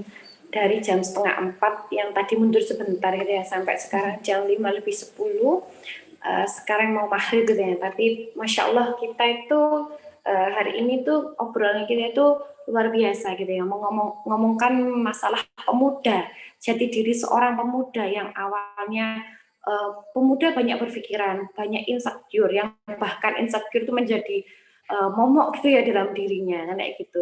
Yang akhirnya kita bahas satu persatu gitu kan, yang mulai dari mahasiswa ataupun anak sekolah yang mungkin dari awal berpikiran bahwa dia sekolah untuk kesuksesan, dia sekolah untuk hanya eksistensi, bahkan sampai ada pertanyaan mengenai bagaimana kalau aku tuh memberikan seluruh saranku terhadap aktivitas-aktivitas seperti BEM dan yang lainnya kan kayak gitu. Dan semuanya sekarang sudah terjawab gitu kan ya. Dimana yang menjadi tolok ukur kita untuk bertindak satu dan yang lainnya itu adalah bagaimana sudut pandang kita melihat suatu kegiatan kan kayak gitu. Tadi ya sudah dikatakan Kak Farah dan Kak Bella bahwa ketika kita melihat kegiatan itu dari sudut pandang aku ikut BEM, di mana nanti ketika aku ikut BEM maka aku bisa berdakwah di situ kan kayak gitu. Maka itu luar biasa, Masya Allah kan kayak gitu. Bukan karena oh aku ikut BEM, aku ikut OSIS kan kayak gitu. Hanya untuk ketika oh aku biar bisa dikenal sama teman-teman kan kayak gitu. Itu kan berbeda, maknanya berbeda. Jadi bagaimana kita menyibukkan diri kita, jadi bagaimana kita bisa membuat diri kita itu berguna atau berfungsi di hadapan Islam kan kayak gitu. Dimana karena apa? Tadi awal disebutkan oleh Kak Farah bahwa hidup kita itu untuk apa sih kalau bukan untuk beribadah kan kayak gitu. Mau eksis, mau banyak uang, mau ngapain kan kayak gitu. Nggak ada fungsinya ketika akhirnya kita meninggal kan kayak gitu. Sehingga gunakanlah potensi pemuda kita menjadi potensi yang luar biasa di hadapan Islam. Jangan jadikan potensi kita yang luar biasa ini menjadi potensi yang seolah-olah tidak berguna di hadapan Islam. Kan kayak gitu. Nah, disinilah akhirnya harus kita pahami dan harus kita sepakati. Tadi yang dikatakan Mbak Bella ataupun Kak Farah, bahwa untuk hijrah, untuk mengoptimalkan potensi kita sebagai seorang pemuda muslim, tidak bisa sendiri. Kan kayak gitu. Tidak bisa sendiri karena mindset atau konsep di dalam kehidupan kita, tolok ukur kehidupan kita tadi itu tidak bisa dalam satu kajian ini saja langsung tiba-tiba kita wow berubah kan kayak gitu. Itu luar biasa, Masya Allah. Mungkin kalaupun ada satu dua, tapi ketika pun itu kita banyak orang itu sepertinya jarang untuk merasa bahwa ikut HXM satu kali, ikut SOI satu kali, ataupun ikut BMI satu kali loh langsung jadi orang-orang yang luar biasa. Aku langsung mendakwahkan Islam, aku langsung berubah dan aku tidak akan pernah futur. Itu sepertinya susah sekali kan kayak gitu.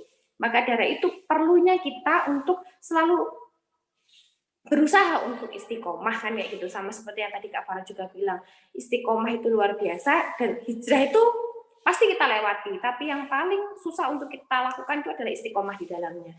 Maka dari itu ayolah kita selalu untuk mendekatkan diri bersama orang-orang yang solehah, berjamaah kan kayak gitu, untuk menjadi orang-orang yang kuat, sama seperti ketika kita ibaratkan lidi itu ya, kalau kita lidi satu saja mudah digoyangkan dan akhirnya patah. Tapi ketika lidi itu akhirnya berkumpul dan diikat menjadi satu, mereka itu akan dihempas apapun, mereka itu akan kuat karena mereka bersama, kan kayak gitu. Nah, itulah ibarat kita gitu sebagai kaum muslimin kan kayak gitu. Maka ketika kita bersama untuk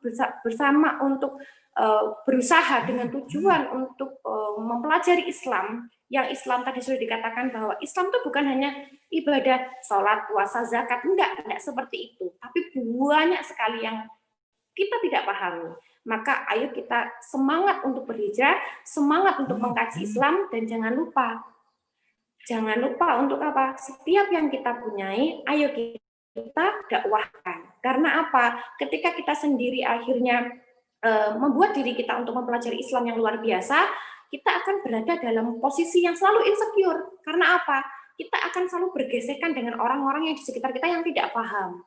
Buatlah diri kita itu berguna untuk masyarakat kan kayak gitu. Sehingga ketika kita akhirnya paham terkait Islam dan teman-teman kita yang lainnya akan paham terhadap Islam, maka gesekan terhadap pemahaman Islam itu akan semakin berkurang. Maka teman-teman kita yang berhijrah, teman-teman kita yang akhirnya mau pelajari Islam itu akan semakin banyak. Dan disitulah akhirnya kekuatan kita untuk semakin istiqomah di dalam Islam itu akan semakin luar biasa. Itu yang akhirnya kita dapatkan hari ini, kan teman-teman. Sehingga mungkin ada beberapa pertanyaan yang tidak bisa dijawab hari ini yang kayak gitu, karena sekarang sudah jam 5:14, sebentar lagi maghrib. Jadi mungkin sebentar lagi kita tutup, tapi saya mau ada sedikit closing statement dari masing-masing pembicara. Dari Kak Farah dulu, yang lebih senior dulu. Jangan begitu lah, kita semua sama ya kan Bella ya. Tenang, masih senior saya kok, tenang. Oh iya, mohon maaf. Closing statement apa ya? Mungkin yang tadi saya sampaikan adalah kita harus bersegera gitu. Kalau gambaran dulu para sahabat bentuknya bersegera taat kepada syariat itu seperti apa sih gitu kan? Kenapa kok kita harus mengkaji Islam? Kenapa kok kita harus banyak tahu tentang Islam gitu ya? Kalau teman-teman coba baca cerita tentang kisah para sahabat dulu itu, Homer itu kan dibolehkan ya. Nah, Homer itu dibolehkan. Akan tetapi ketika turun sebuah ayat bahwasannya Homer itu haram, maka apa yang dilakukan oleh para sahabatnya? Apakah kemudian mereka bilang, ya Rasul, ini mumpung nih masih di tenggorokan dikit aja ya, ditelan gitu ya. Aduh ini anggurnya mahal, Homer mahal gitu ya. Sayang kalau harus dipecahkan, sayang kalau harus dibuang gitu ya, tanggung nih.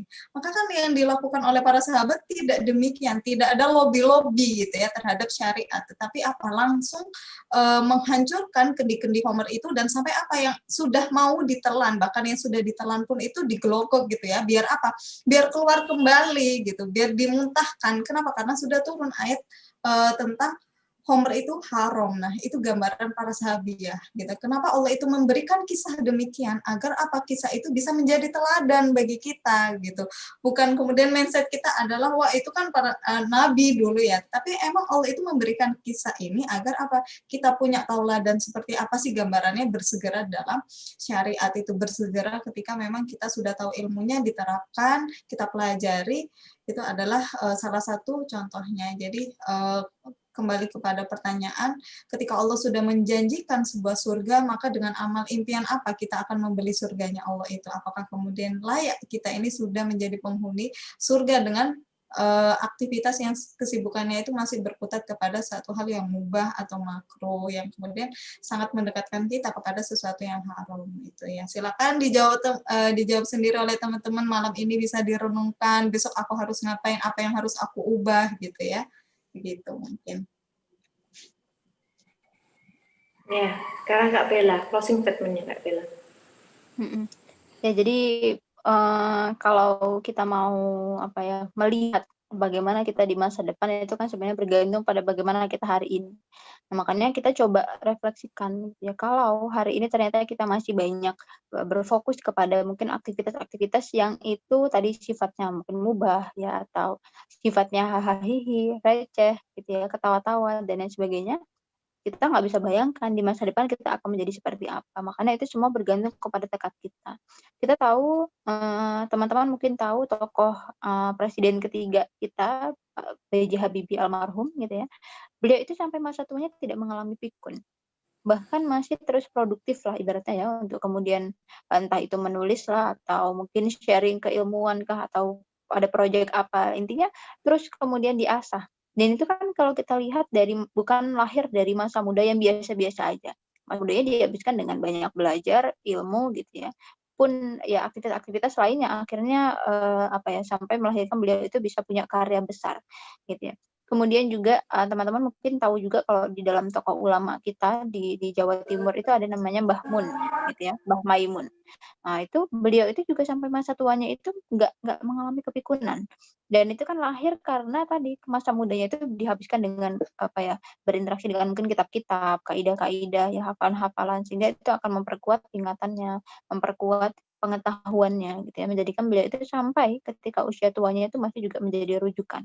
Gitu. Makanya kita coba refleksikan, kita coba muhasabah bareng-bareng, kita di masa depan tuh mau jadi apa sih sebenarnya? Tentunya bukan cuma menjadi sosok yang itu berhasil lah ibaratnya ya dalam tataran dunia aja, tapi sampai ke akhirat. Nah, makanya kita coba sama-sama benahi bekal-bekal kita tadi itu kita cukupkan, jangan sampai kita malah menjadi orang yang merugi di akhir masa usia kita. Itu aja.